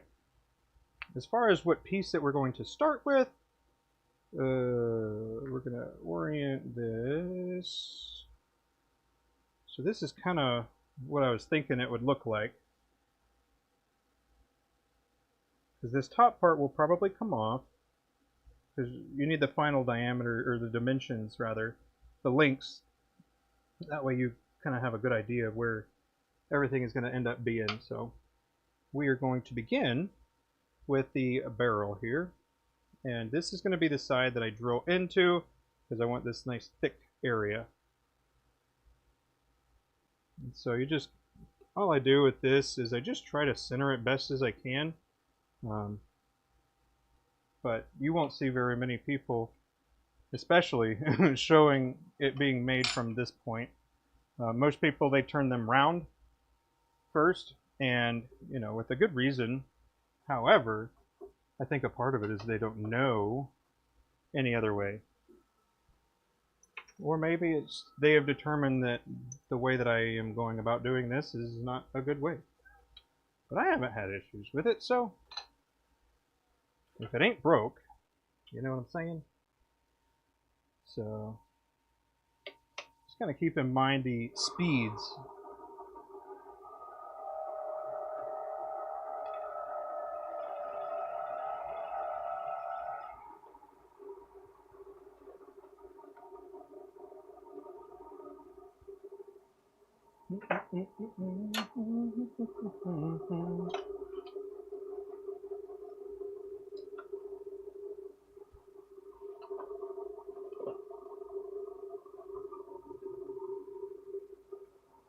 Alright, we're going to crank up the speed, and I'm going to trim that last little bit away right quick.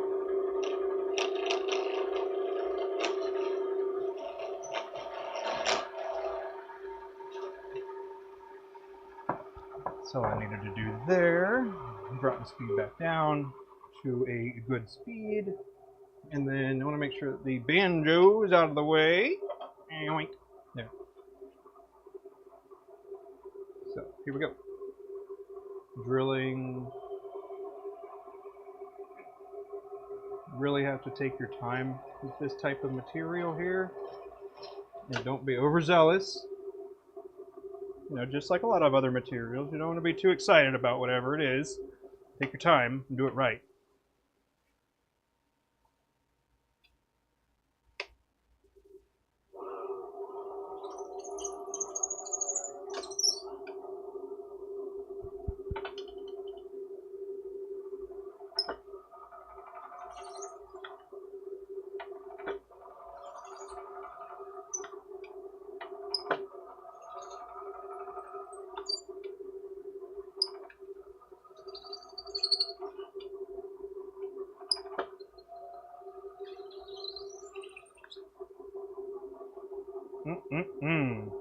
There we go.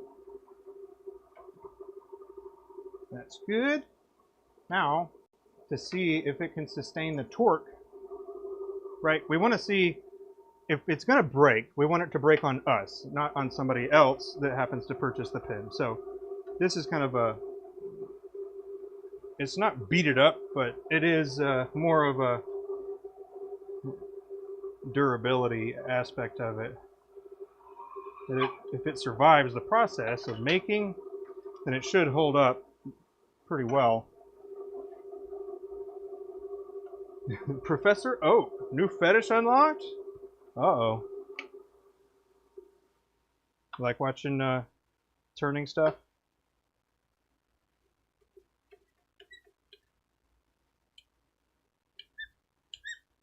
Far cry from the Pokemons, huh?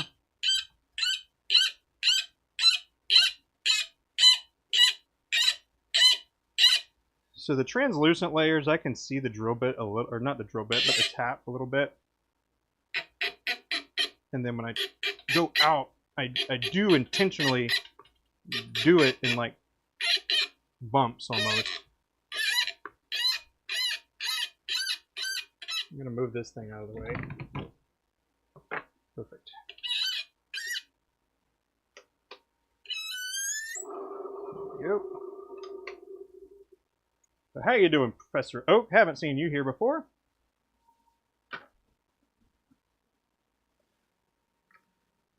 And then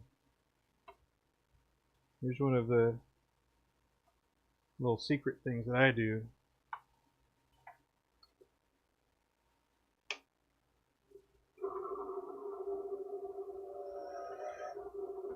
Boom. That's it.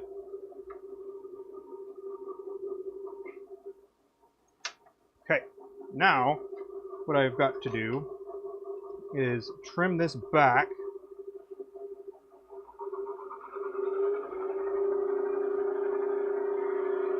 I'm going to trim this back, and it won't be very difficult.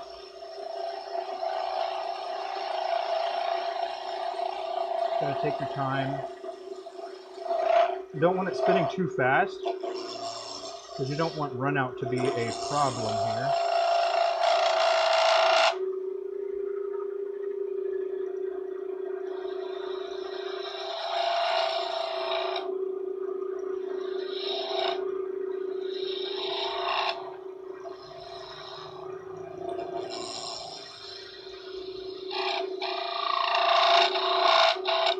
All we're doing is matching it up with the outer diameter there.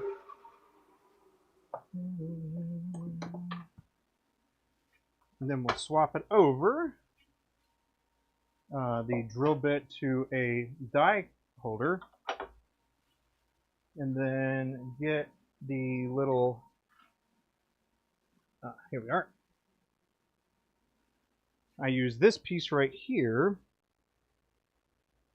to support, and then I will hit it with a little bit of sandpaper to smooth out where we're going to thread. How you doing, Sean, the dude? Working on a bespoke pen or a fountain pen, but we're doing it from a square, which will probably blow some people's mind that you can do that.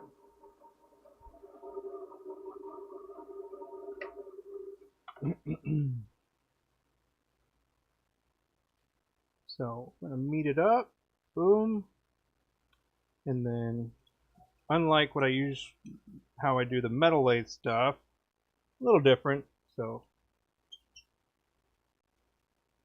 I won't power feed it, I'll hand feed it. There we go, and that is as good as it needs to be for now. This can come out, and then I will hit the outside and the inside with a little bit of sandpaper to knock off the corners. Be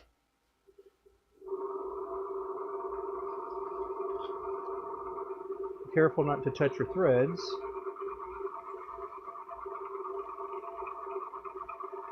And don't leave it on too long because you don't want that to heat up. But there we go. There is the barrel. Okay, next.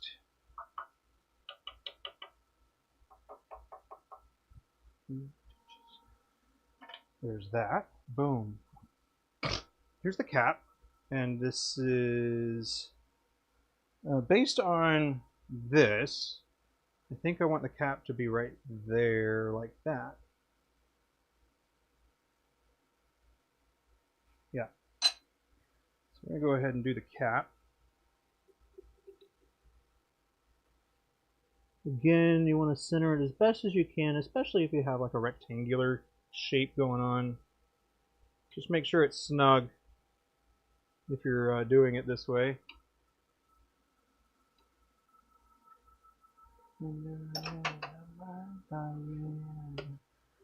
Okay. Turn that back off. Get our little piece again that we used first go. Now, I'm not positive that this is going to work how I want it, but we're going to go with it and assume that it is. And then if I need to adjust, I will for the next one. And that is one of the beautiful things about figuring stuff out, I suppose.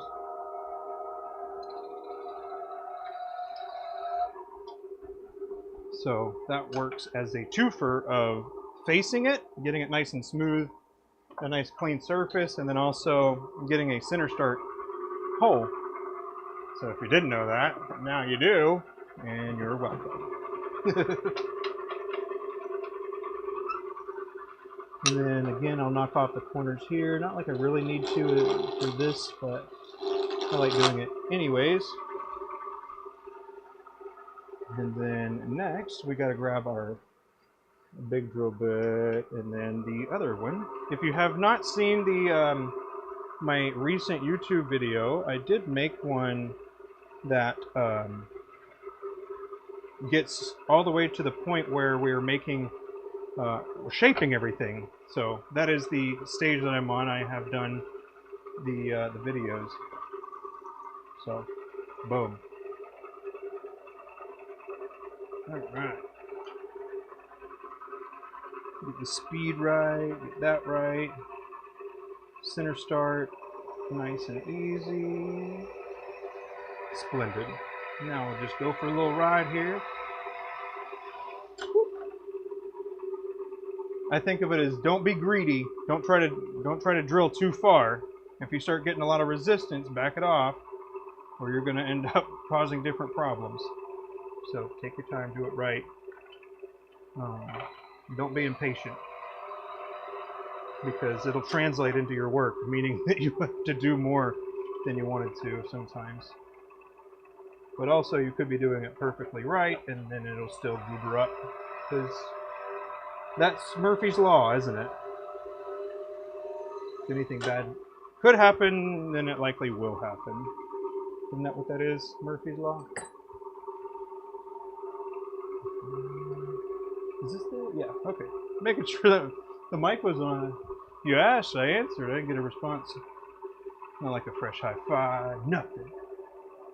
Alright, so this is going to go to about here before I actually get in contact. And this is going to leave space on the inside for a nib. So this is about a 20 to 25 millimeter cut that I'm doing, or drill rather, that's the difference between the large drill bit to the small drill bit. It's about 20 millimeters or so. And here we are with this. So the next thing we want to do is we want to create a internal recess. That way we don't have to do this on the barrel of the pen. So I'm going to take this, a step bit, and then go in and just do a little bit off of the side there. Yes. And then a chamfering tool or a countersink bit. This is a countersink bit, but you can use the other as well. And so I'll just take it here, and then I'll just make contact basically to knock off the corner. And that's all I needed to do. So we have a nice smooth surface on the inside there, ready to receive the threads. This is a M13 by 0.8 triple lead tap here. And I've got a lot of little marks here, but the ones that I'm going to be going off for this is this line and this line here. So I want to land in between those two.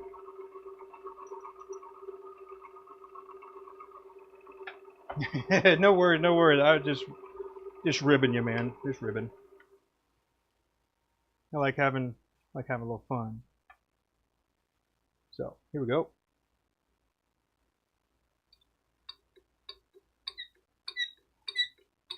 Working our way in.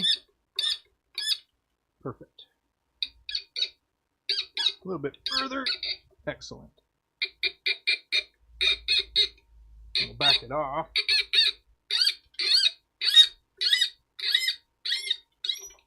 Boom. There we go. That is good. That is threaded. Now let's check out the fit here.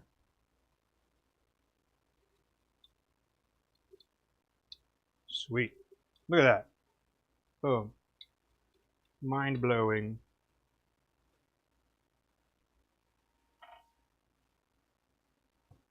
Just to kind of give you an idea, what I was looking at is the size here. So this ring needs to be perfectly the same diameter all the way around. What you'll run into what you may run into is it not being perfectly round, non-concentric. So that is one of those things that it'll mess it up. But like I said, this is good. And then this is already done, so we'll pop this bad boy out too. And then we got to do the section. And the section is going to be done a little differently than these two because it requires me to flip it around. And I'll show you how I go about doing that, which is also pretty non-standard, I would say. Uh-huh. This is the side that the tenon of the section is going to be on. And so I'll try to get it about middle. What is the stop? This is Alumilite, and it is a material that we call stratified. So if you've noticed the shirt, it's actually from a slice of this particular, not this one, but a material very similar to that we, we kind of do on our own. Oh, yep.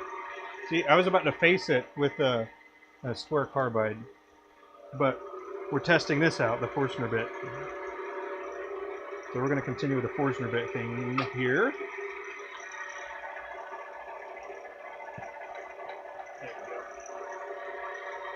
And go in face. Perfect. But yeah, the material that I'm using is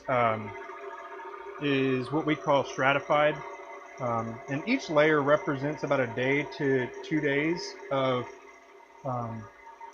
curing, and then repeat the process and curing, and back and over again is kind of how that ends up working. And it is time consuming. The material takes about a month to make. Like I said, each layer represents about a day to 2 days of stuff. Is it a poly? Alumilite's a poly, right? Abby. Alumilite's a polyurethane, isn't it? Is it a polyurethane or just a urethane? Huh? Oh, okay. It's just a urethane, not a polyurethane. But we could be wrong. But I gotta grab my other little drill bit stuff over here.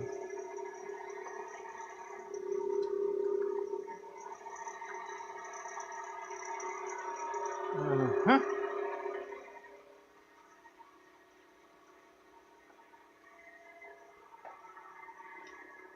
Just a moment, trying to get a little space here. I still haven't organized. Well, I did, and then I messed it up, and then I reorganized. And, it's a rinse repeat process of that. And then, what is this?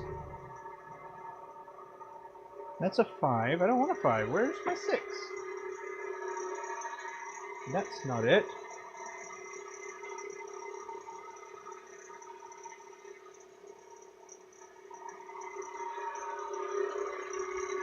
All right, just a moment.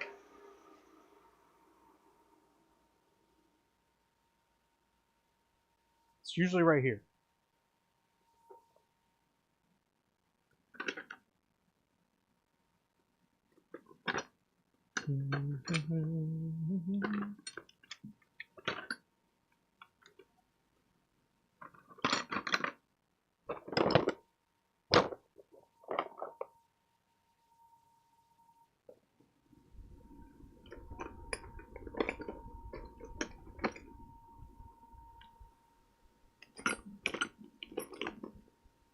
Still, I guess, haven't entirely unpacked everything.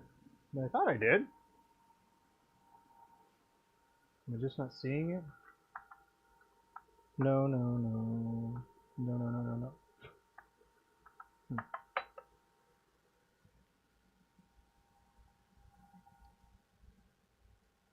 I thought I was all set up for this.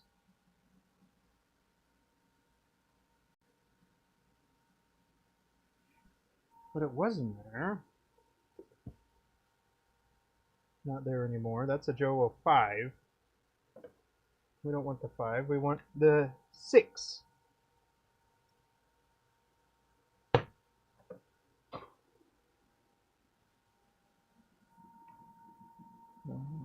Okay. Well, how about that? How about that?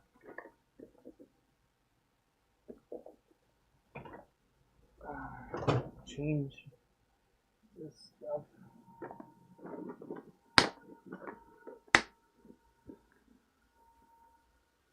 Sorry about that. I have to get the bit that I guess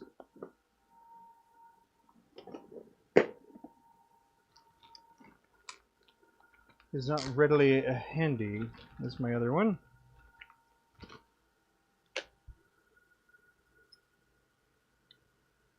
Oh my goodness. John, you moron. You blind? Yes. Sorry about that. It is...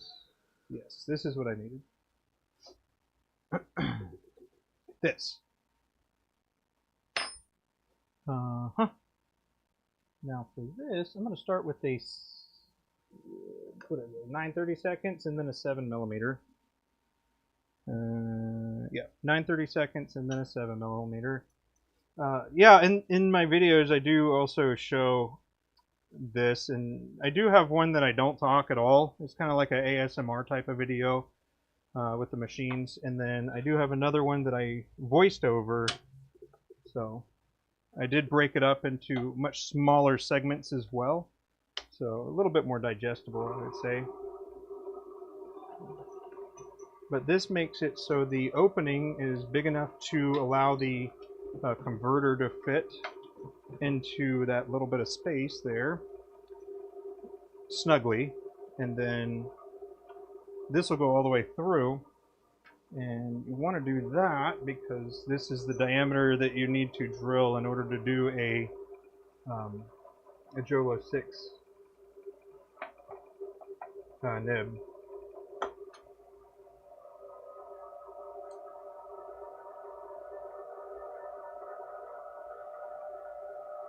Yes, there we go. Alright, fine. That's what I'm talking about. You're like, I'm almost there. Come on, just go. But you don't really want to do that, I'll be honest. You don't want to cram it. You can ship out the back end, and if you didn't have extra material, you'll mess up your blank, really. So taking your time is very important. And then around for you. Alright, and then this is another guide here that I'll use. And then I'll use the square carbide to clean the rest of that up, get a little measurement, and then continue from there.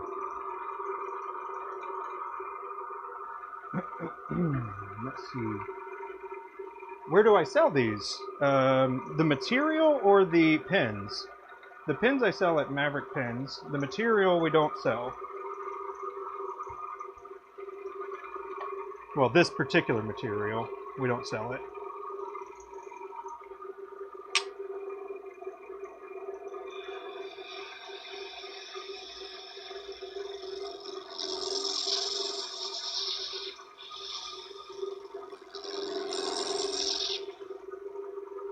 Yeah, the pins, they could be found at, you type in maverickpins.com. A Shopify should pop up. And that is where we sell them.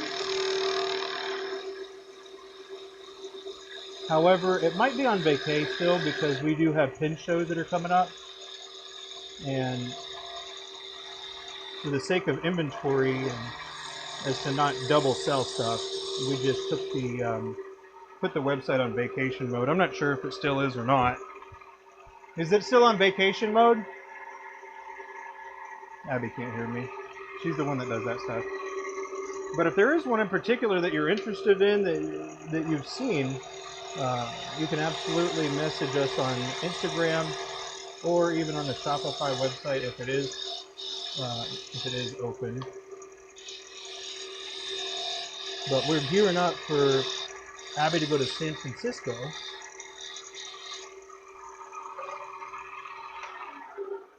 Okay. Now you want to get the calipers, yeah?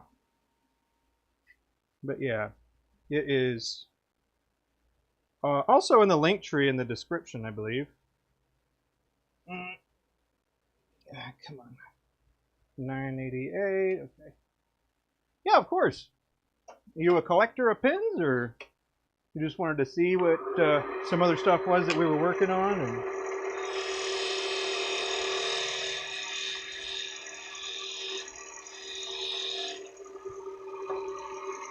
but yeah, that is where. And then,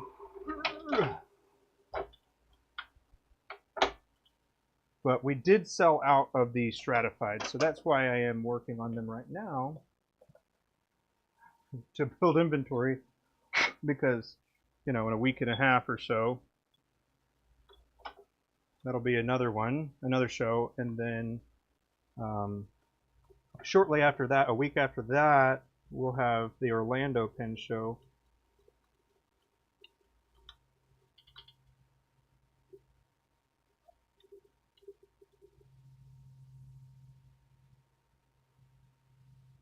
Oh, okay, cool, cool. I gotta say, it's funny seeing as many engineers in here as you do. Pin making, I guess, is a really good outlet for engineers. It allows like creativity, functionality, also simplicity, right? There's a lot of stuff about pins. It's just like, oh, all you gotta do is put some holes in there, put the nib in there, good to go. But it's a little bit more complicated than that if you're making them yourself.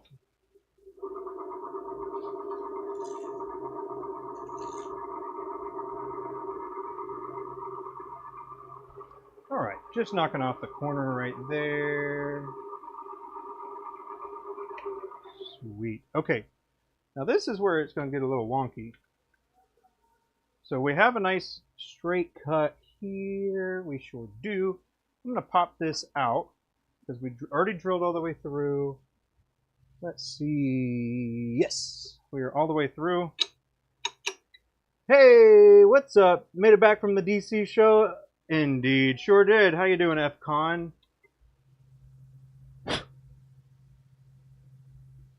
Did I meet you at the DC show?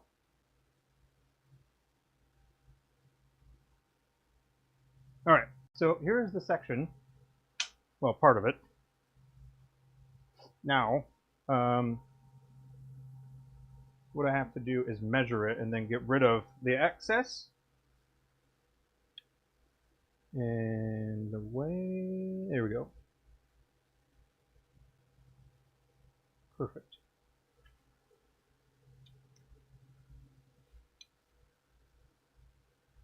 So 1 inch, about 25 millimeter.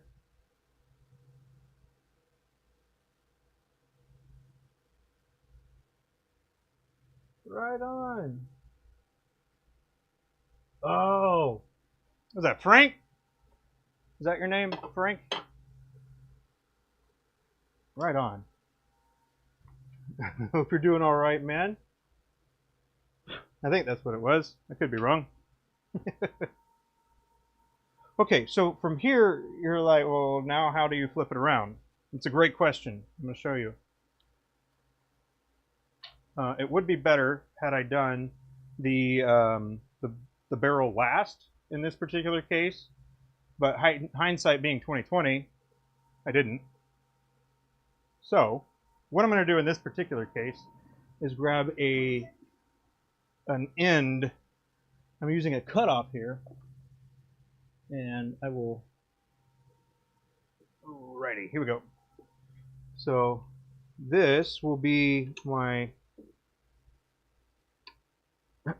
This will be basically my mandrel for that. So what I'm going to do is face this off.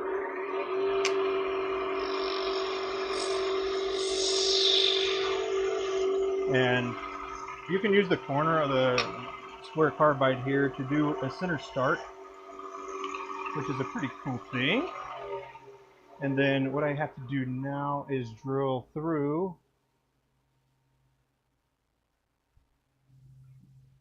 And if you were to make your own, this is how you would go about doing it. But you can also use these, if it's just scrap, you could leave it as scrap, or you could actually repurpose it as little accent bands too, because it'll already have the appropriate size of hole in there, and it'll be threaded. So we're just going to make this go all the way through. And I don't need to thread everything, but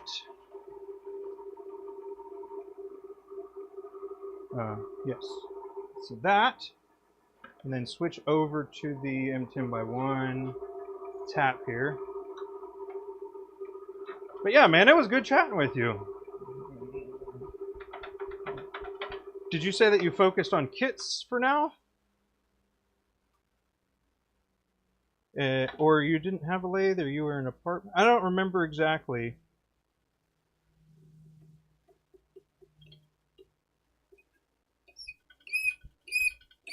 All right.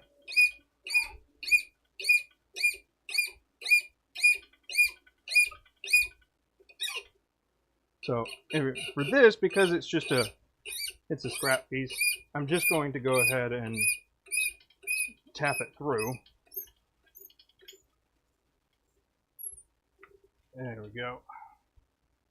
All right, now what this does is it threads right into it. And then this becomes that piece for us. And we have a mark right here that I need to actually cut. And there's a variety of ways to do this. However, I'm going to do it with just a parting tool, supported. You want to make sure that you support whatever it is that you're cutting, especially if it's extending out like this on that little tiny piece. If you don't have the taps and dies for kitless, well, we talked about this. We talked about this already. You don't have to. All you need is a 1/2 inch and 3/8 inch, and then you need a couple drill bits. But I think I have a video where I did it. Except I think it was a ballpoint or something, and it was, you know, just kind of winging it, really. Like, that's what I did. I just winged it the whole time, where I do modifications throughout the whole time, or adjustments rather. Yeah.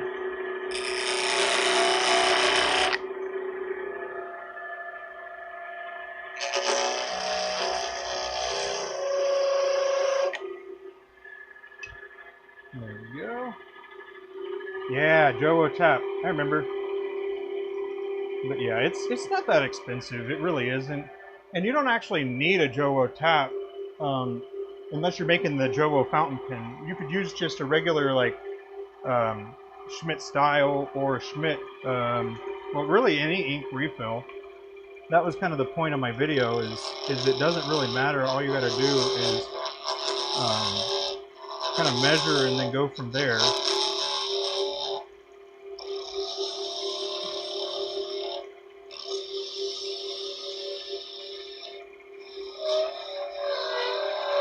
All right, so that is where it needs to cut.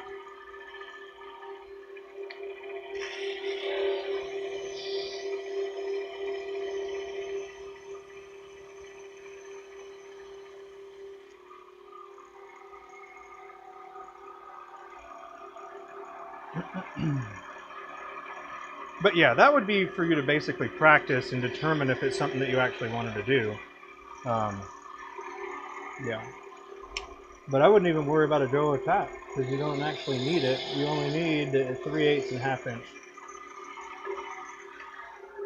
Other than that, you can make a ballpoint or roller ball, whatever you want.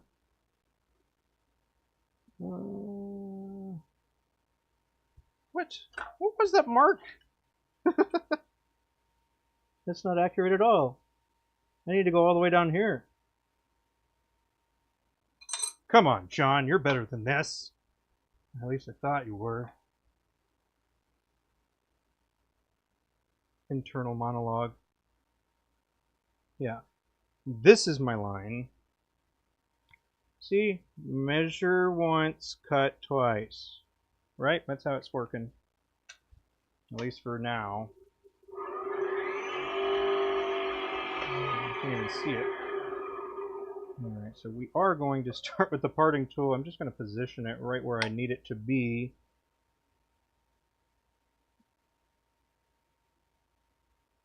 Okay, so this here is my mark.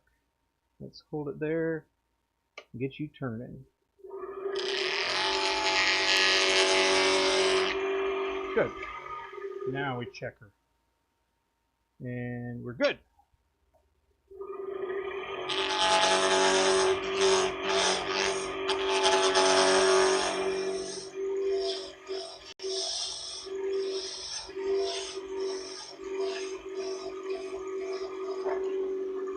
Boom.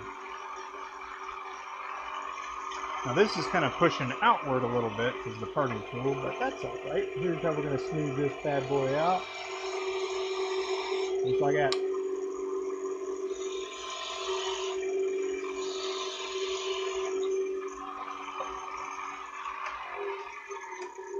Okay. Now, what we need to do is create a space for the housing, for the step shoulder of the JOWO nib, and then we'll have to tap it.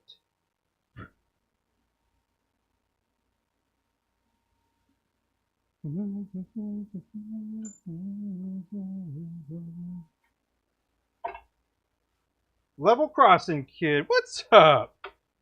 I still don't know anything about your metal working, so.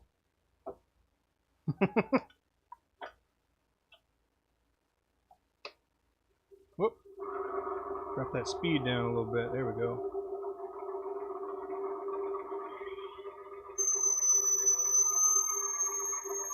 Boom. Knock out. Cleared.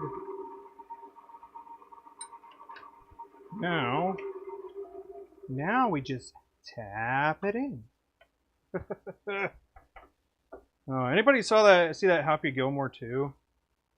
I like Adam Sandler.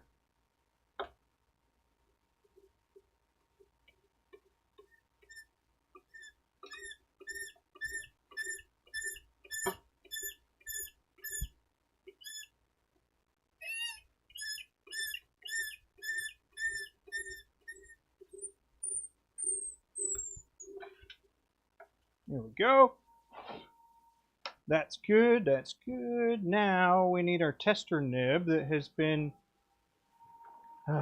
relocated, I guess.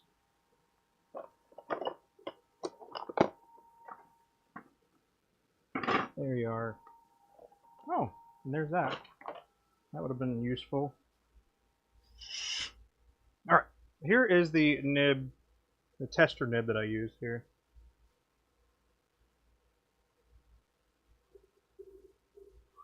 And then I make sure it sits where I want it to, and I need to trim it back just a tiny little bit.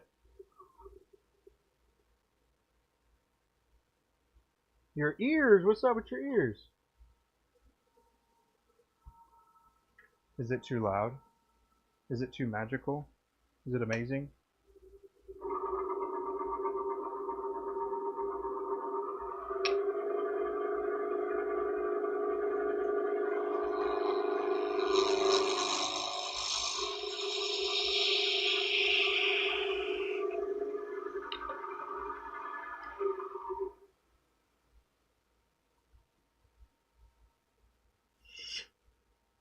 There we go.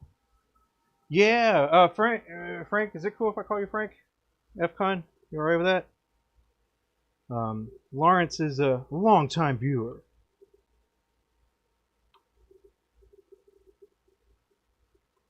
Anyway, that is what you do with this. Now, if you really, really wanted to use this again, you'll have teeth marks in the actual material, and then you can write the number So for example, this is number 1. You can write a number 1 right here, and then this is a 2, and you can write 2, and so on. So that way you'll know how this lined up when it was made, and you'll be able to use it again potentially, or you can remake it, or you won't have to run into this problem again, because there's another way to go about it. And I had mentioned it before, if you did the body last, then you won't have to do that. But this is where we are right now.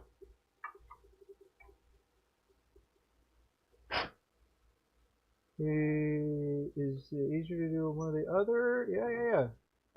Or is the wood lathe just easier for stream? That's a good question, man. I'll be honest. I find them both to have their advantages and both to have complications. Like, if I wanted to do just a simple minor cut, I could use the wood lathe, just put the banjo right here and do that little cut. Whereas a metal lathe, you kind of have to position it a little different. You roll the carriage over.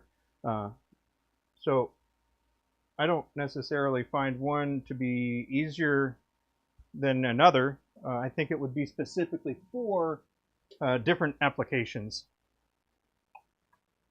So pretty vague answer. But if you were looking at getting a lathe, I would very much recommend beginning with a wood lathe, because you can do everything that you would need to on the wood lathe. But there's those marks that I was talking about, and so that'll tell me that I can put it back here and then tighten it back on if you really wanted to. But for perfection's sake, you would want to remake that or not use a 4-jaw chuck to do it. I am just showing you another way that I did it. Alrighty. Now, I'm going to hop over here right quick to the metal lathe, and I need to put the dimple into the back side of it, so that is what I'm doing. Yes. And then, just a moment, let me just do this right quick.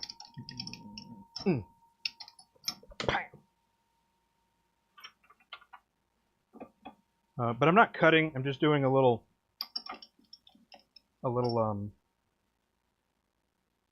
center start here. So nothing too crazy, just a center start.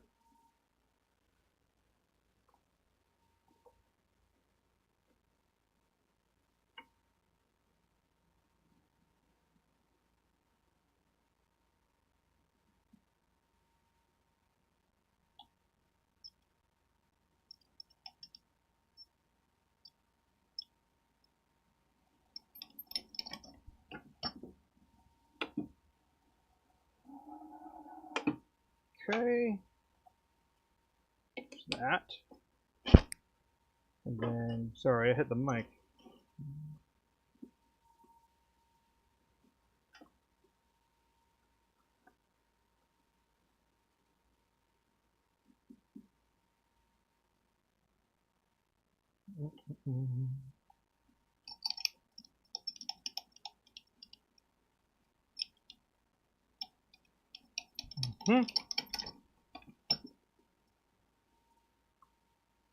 Okay.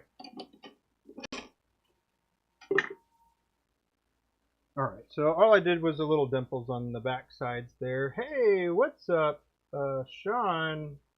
Haven't seen you around here before. There's a lot of Seans, though. Very similar to Johns, man. There's so many Johns that are makers. It's funny. Alright, these are the brass mandrels here. I gotta grab my collet.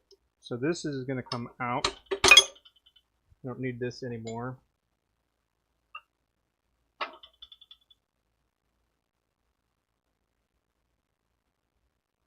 Okay, Sion. There you go.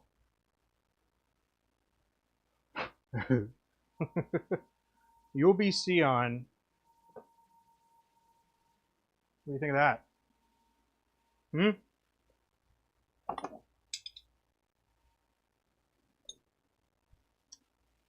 Collet. And this is a collet. I have a Beal, and then I also have the PSI one. I have two collets. One's for Abby's setup, and then the other one's for mine.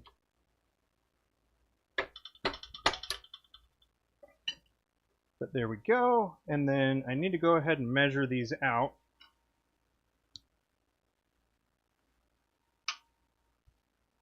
And the reason I need to measure it is so I can determine the actual length that they're going to be.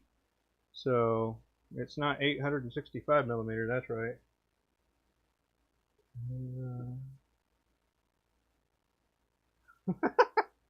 Well, I'll have you know that Jonathan is like gift of God or gift from God if we're going there.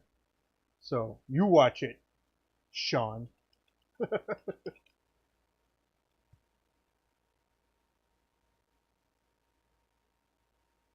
There we go. But you're real spunky today, real feisty.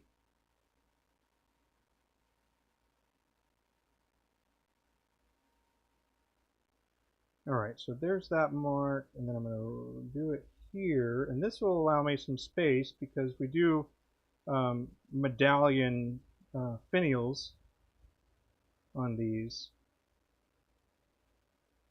and they're half-inch. Yeah, they're half-inch, and they are, what are they? They're made from pewter, usually, is the ones that we get. And then from here, I'm going to measure, I'm going to put the cap on the barrel here, make sure it's set. And then I'm going to measure out the total length of the pin that I want it to be. Oh, there we go, this will work. So from here is where I'm measuring, and then I'll go to 5 to here. Hey Sandy, how you doing? Sean's real feisty today.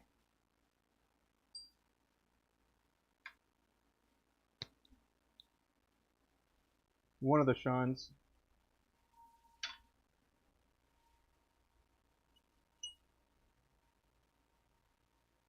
Alrighty. But how you doing, Sandy?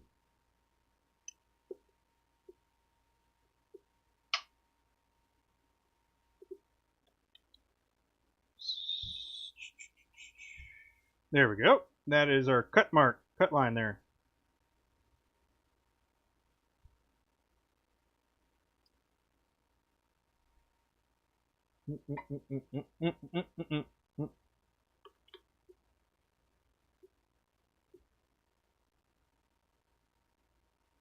Okay. So we got our measurement now. Now we can go ahead and move this out of the way, move this out of the way. We're going to take this down to about 14.5 millimeters. And we need our live center to support the hind quarters, or the tail of this, in the tailstock. Boom! But we are going here at the back side of the black prismatic furrow, actually. And because of how much this is going to vibrate when it's turning from the tool, just having to cut boom, boom, boom, the corners off. This particular case is when I will lock the tailstock. I don't usually do it because I don't find that it was necessary, but this particular case it is. So we're going to go ahead and get our starting line.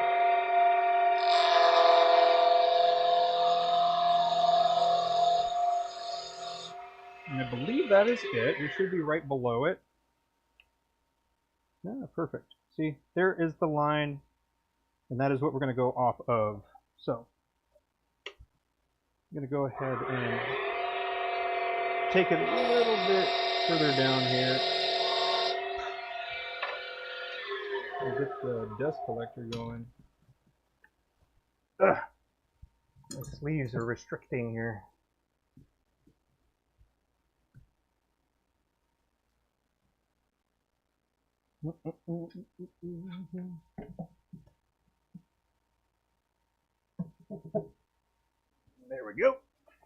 then this is a little brace wrench on.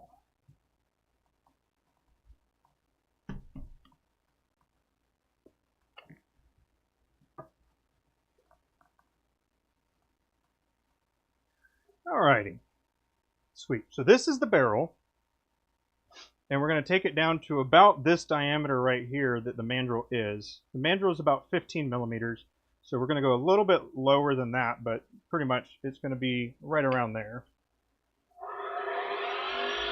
And I'm going to turn on Morty, my dust collector.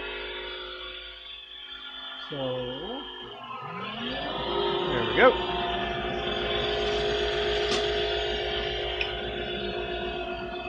Now this right here is just trying to get it all rounded out.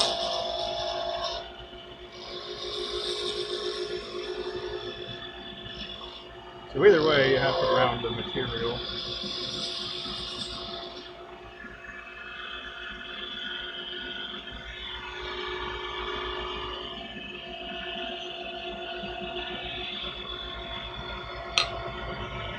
Take your time.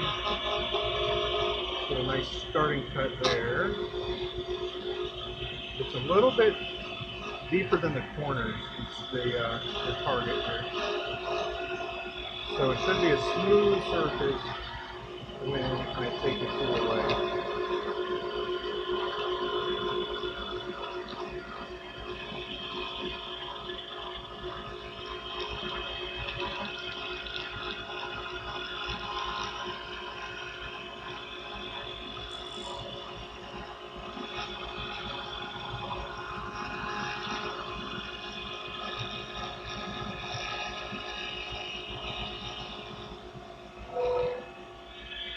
There we go. Pretty good, pretty good. Come back, repeat. We need to trim this down. And so at this point, I'd say that the metal lathe would be pretty useful, trimming it down. But I still like to freehand the final shape. Yeah. But yeah, this is what we're looking at right now. Splendid. But yeah, this black prismatic pearl is going to be the very end of that. And so reference points that I like to use is my square carbide, and I will come here and I'll go in to where I'm getting the reference on my brass mandrel here. So this kind of puts me close to where the final diameter is going to end up being.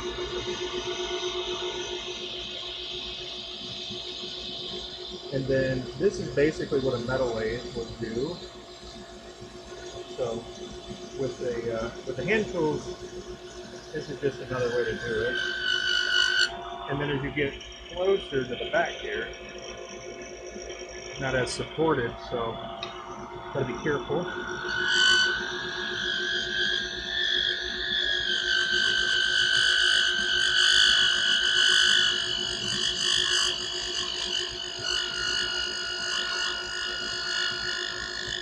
And you may or may not have been around when I had said you don't want to run this off the end, at least with a lot of pressure, because you'll chip out that last little bit. So you only do it once or twice, and then you'll be like, well, all right. But if you do it slow enough, then you won't really have to worry about that too much.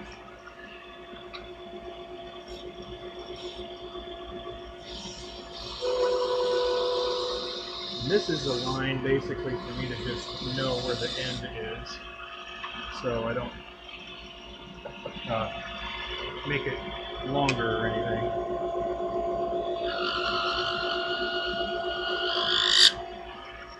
Oh, Lulu, what are you doing here? Good girl. Is it raining outside? Oh no. Luna came to visit me. She's our Weimaraner.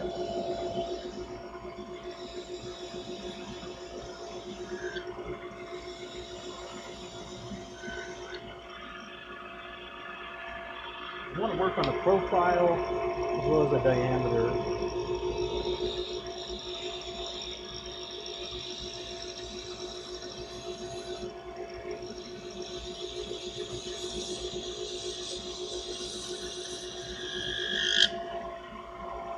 There we go.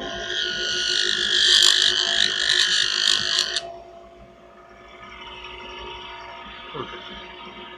Now I'm going to use this. What are you doing? What you doing here?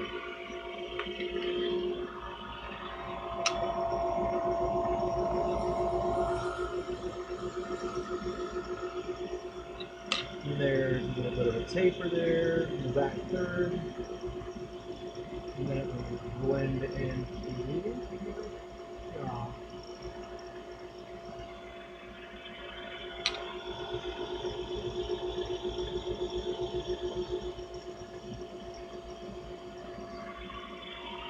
And then something else you can do if you're trying to just get a nice flat smooth surface is you can take a file, then you'll sand.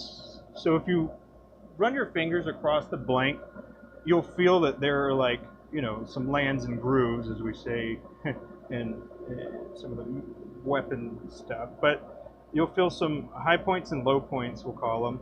And if you were to take sandpaper, you'd be able to see, I'll just show you, but you'll take a piece of sandpaper and you'll start from one side and then you'll work your way over to the other, and you'll be able to see some areas have very different, some of them are like powdery looking almost, where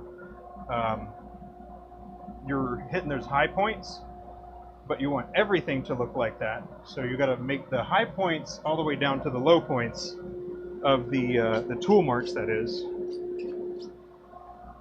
So something to think about as you're working through. And then I'll just kind of roll it and then feel with my finger.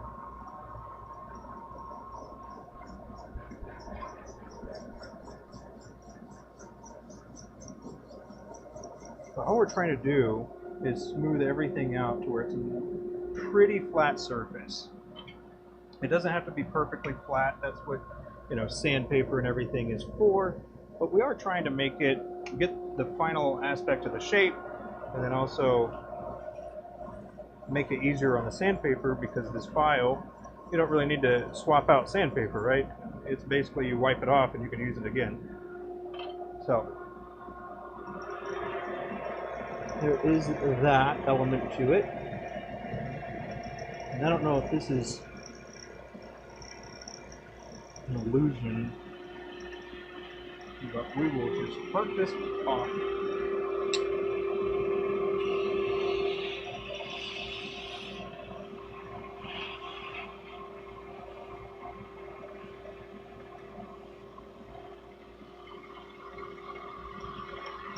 There we go. There's that little guy.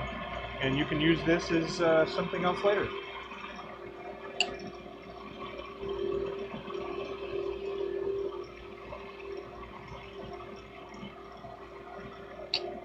Almost there.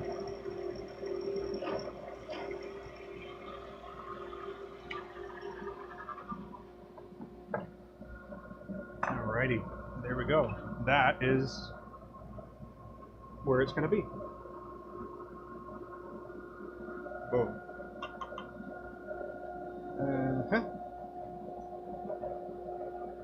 What you think about that? Oh man.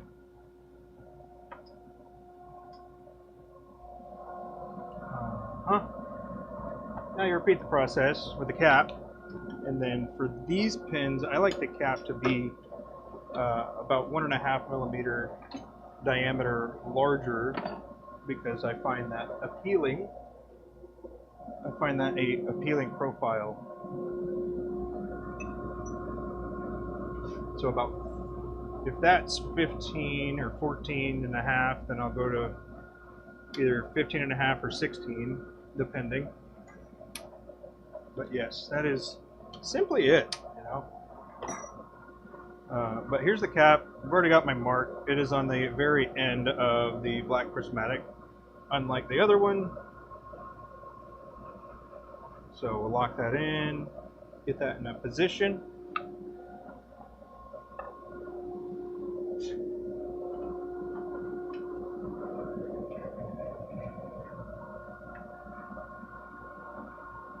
Alright, so this is the mark, and we're going to have a little bit extra because what we want to do is be able to have a little bit of space so I can cut a little channel to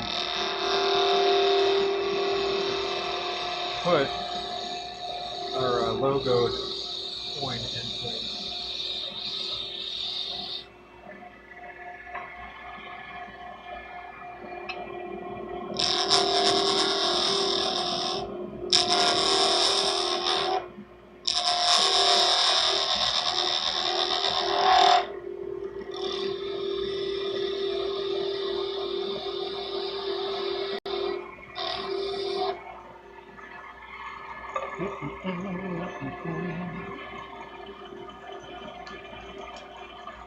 Ugh. It's not even on it. It's alright. There we go.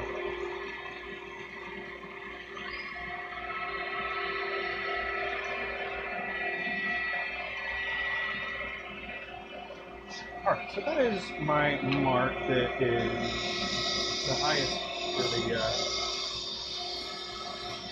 basically my reference point for how I need to make this. So now we're going to find that sweet spot again and then knock these corners around.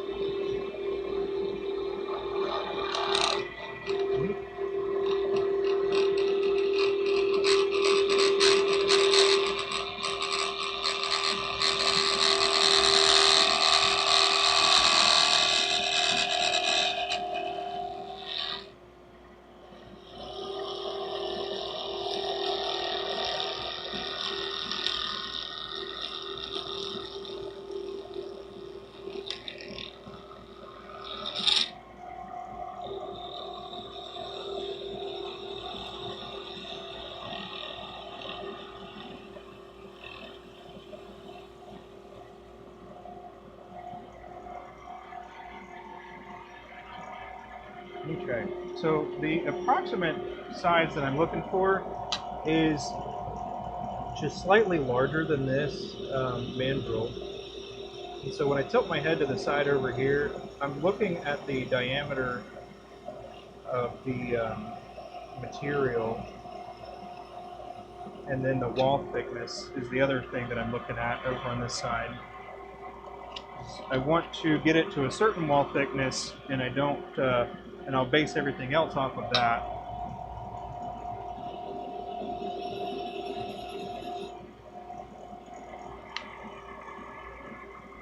So I suppose a comparable way to think about it if you're a kit pin maker is this is trying to get it as close to the bushings as you can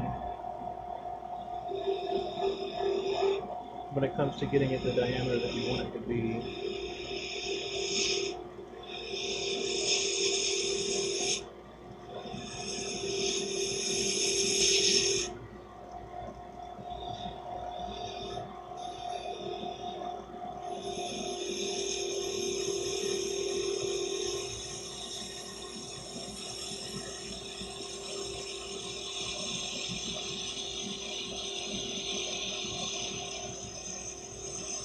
Now, what I have to remember is that I'm putting a medallion at the top, so I need the top to be about 15 millimeters or so. That way it can facilitate the 12.7 millimeter medallion that's going to go into it. But we also need to make sure that it tapers, because that is the profile that we like for this particular style of pin that I'm making.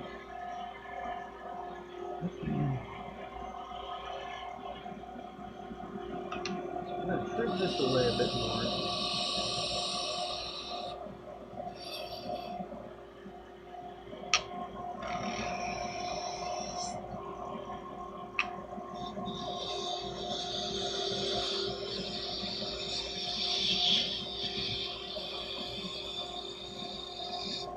What I'm doing right here is giving myself a little bit more room so I can come in round and then have that little bit of an angle so I can start my taper.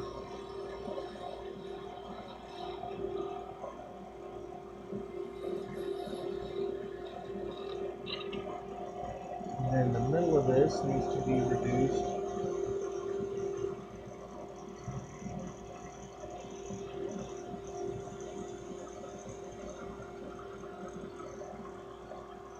Almost there.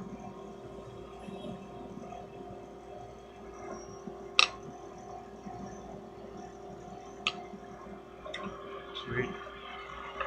All right, so here you can just take a look at it right quick. You can see the profile that we've got going on. I did leave it a little bit thicker, and that purpose is for being able to flatten it out a little bit more and not being worried about taking too much off. So I'm going to use the rougher side here. I'm going to trim it down a bit.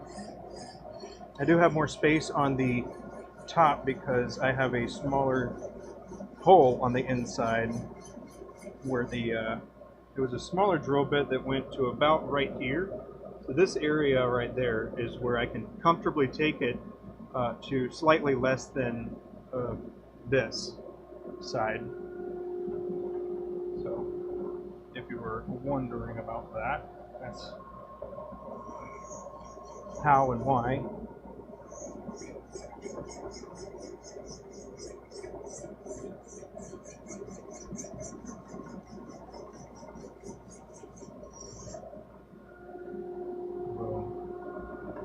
Smooth it out.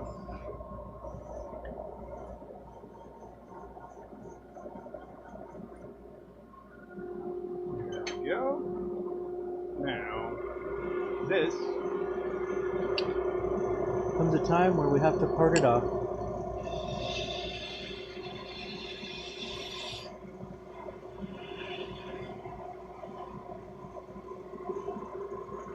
There we go. So that is now gone.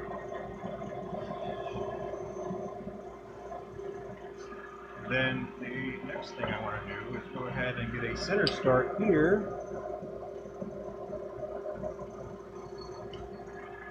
And that will facilitate my 1/2 inch. There we go. So got a Forstner bit that's going to come in here. And that will take care of the diameter here. So I need to cut a 1/2 inch, slightly over 1/2 inch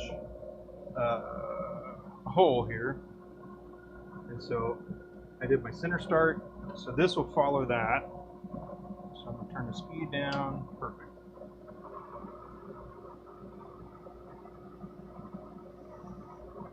Okay. So that, and then I'm going to come back in here with a 1/2 inch.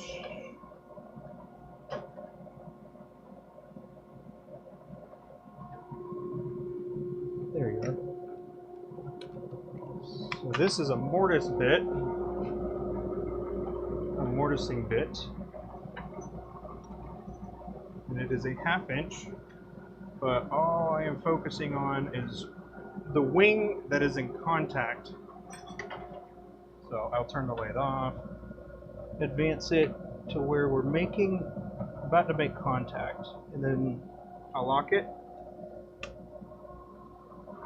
and then I'll hold it, giving it a little outward pressure because we want it slightly larger than the I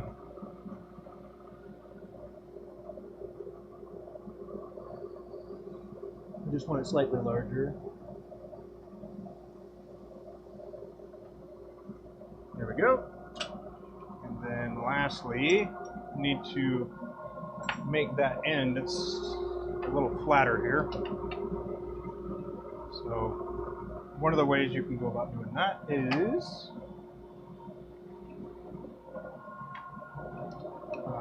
by using a carbide, a square carbide. I'm going to move this out of the way, and it'll probably be in the way while I'm doing this, but all I'm going to do is stick the square carbide in, and then there we go.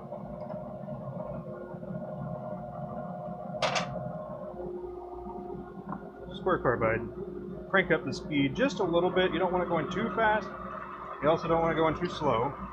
Then you'll just come in here, and then being mindful of the slant here. You don't want that to come in contact with that either, the outer part. So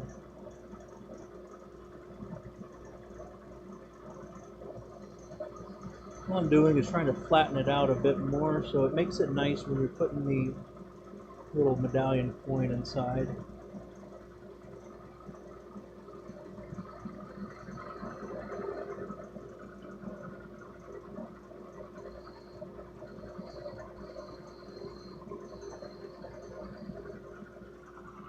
Okay. And let's go get a tester. Tester here. And then this will just go right there. Boop. So now we got to get to the end.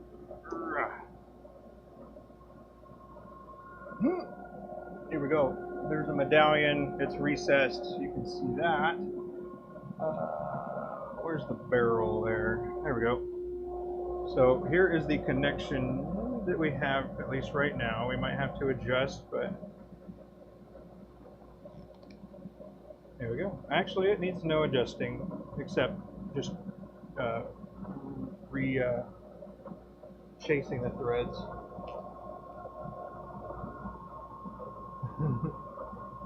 Yeah, I know my head was in the way. Sorry. I had to, it was more important for me to see than you to see. But all I did was take the square carbide while it was spinning, and I went in like this. So I just was able to trim it down to where it's more flat. But yeah, I know my head was in the way. Yeah. I'm not gonna move the camera though. But yeah, that's almost it. We are almost done with the first stratified here. Well, up into the sanding and polishing point. So the next thing we have to do is the section. Now for the section, you want to make sure that whatever diameter the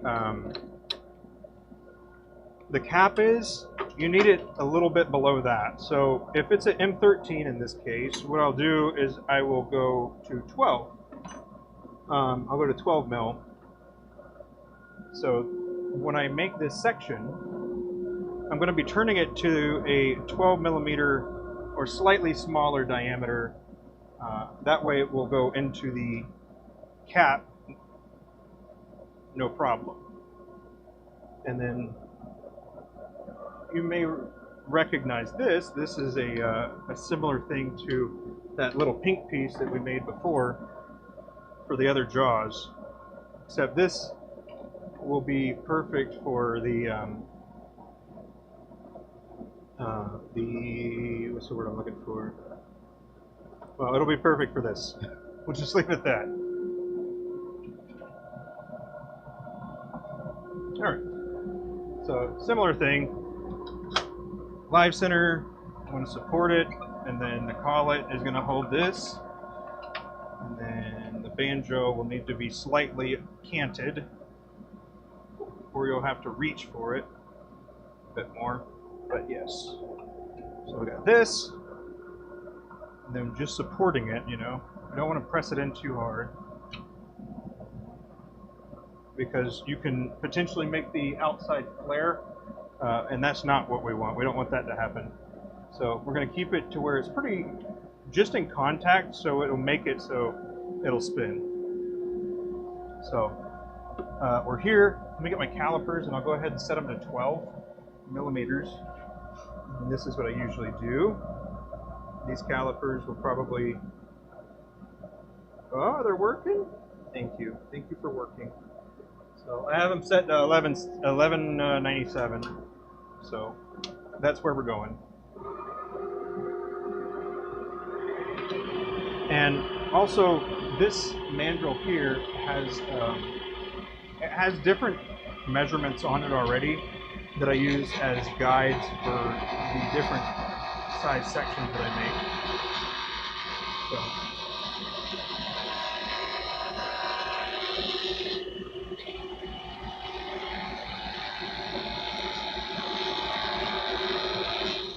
notice that I'm doing this a little bit more, a little slower, we'll say. A little slower. Trying to control, I don't want anything to happen as far as like catches or anything like that. So taking my time, just doing it, trimming it down. So I'll get it to about 12 millimeter before I do any profile shaping.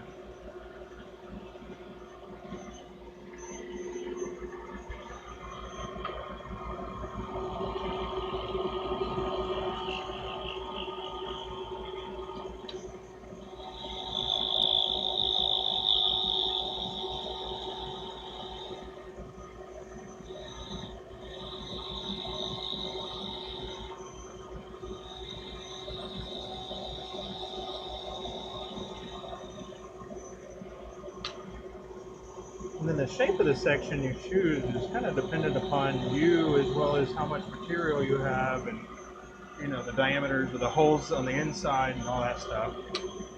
But with this, if you're using a 9/32, what's that? About 7, a little over 7, maybe 8. So the smallest part of it should be no smaller than 10 millimeters, because you want at least 2 millimeters wall thickness.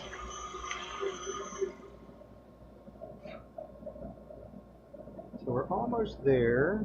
That side is almost there, and that side is almost there. So we'll do just another little pass here.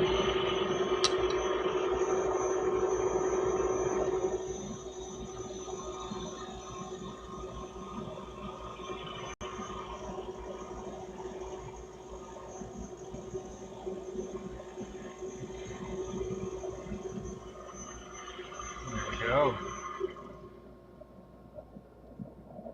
Good. So all I really care about is the ends, because the middle is going to get trimmed down a bit. So just going to work on my shape here.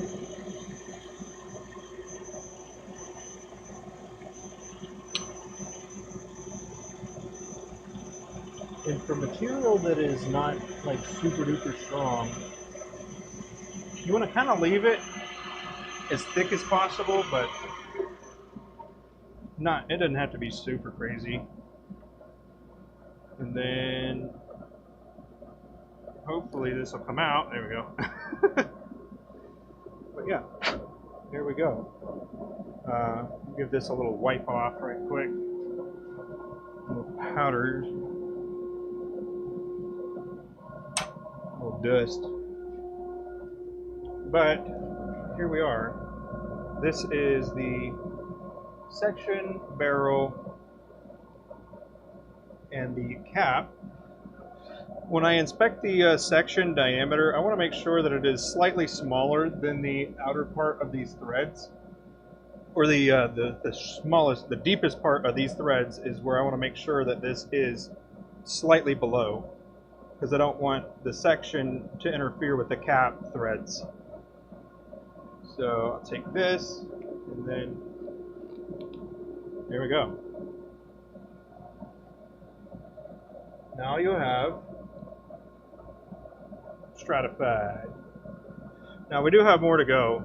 There's actually probably another hour or so of work that's got to go into these particular pins, and yeah. But as far as my part of the Stratified, it is now complete. Until it's, I guess, done, and then I will touch or do the last little bit. But yeah, what do y'all think of that? Pretty cool, huh? And then if you wanted to see it with a nib in it, here we go.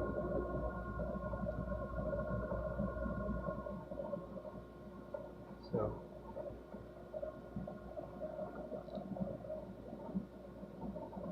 boom. This is a nice one. I like it. Now I'm going to have some M15s as well. So this is a M13 barrel thread. I'm going to do some M15 with the same barrel configuration setup. Aside from the tenon here, it's going to need to be about 1475 or so for me to be able to do the larger diameter,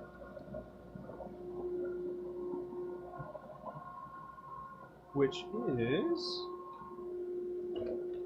here. So I'll show you the difference between the two taps here.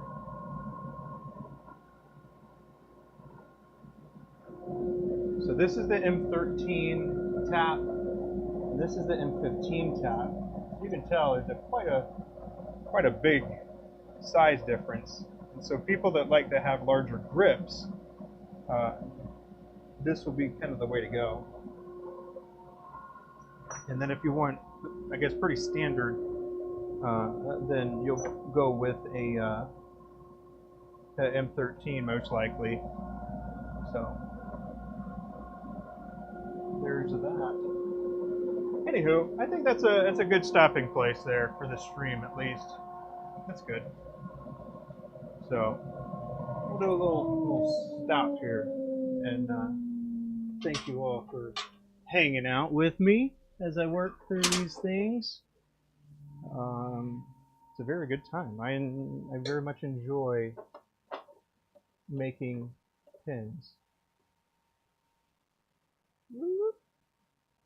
There we go. Perfect. All right, but yeah, that was about it. Turned some diamond painting pins. I turned a stratified, so from square. Most people will say you can't do that, but I just showed you. But you do still have to trim it round, so it can make certain things easier. For example, if you had a 3-jaw chuck, you're going to want to turn it round first. But yeah, you can make them from square, but it can add some other complications, we'll say. But I have enjoyed the stream. I hope y'all have as well. So, yeah. Until next time, fellers, thank you all for being here. Thanks for hanging out. And yeah, I'm going to keep going.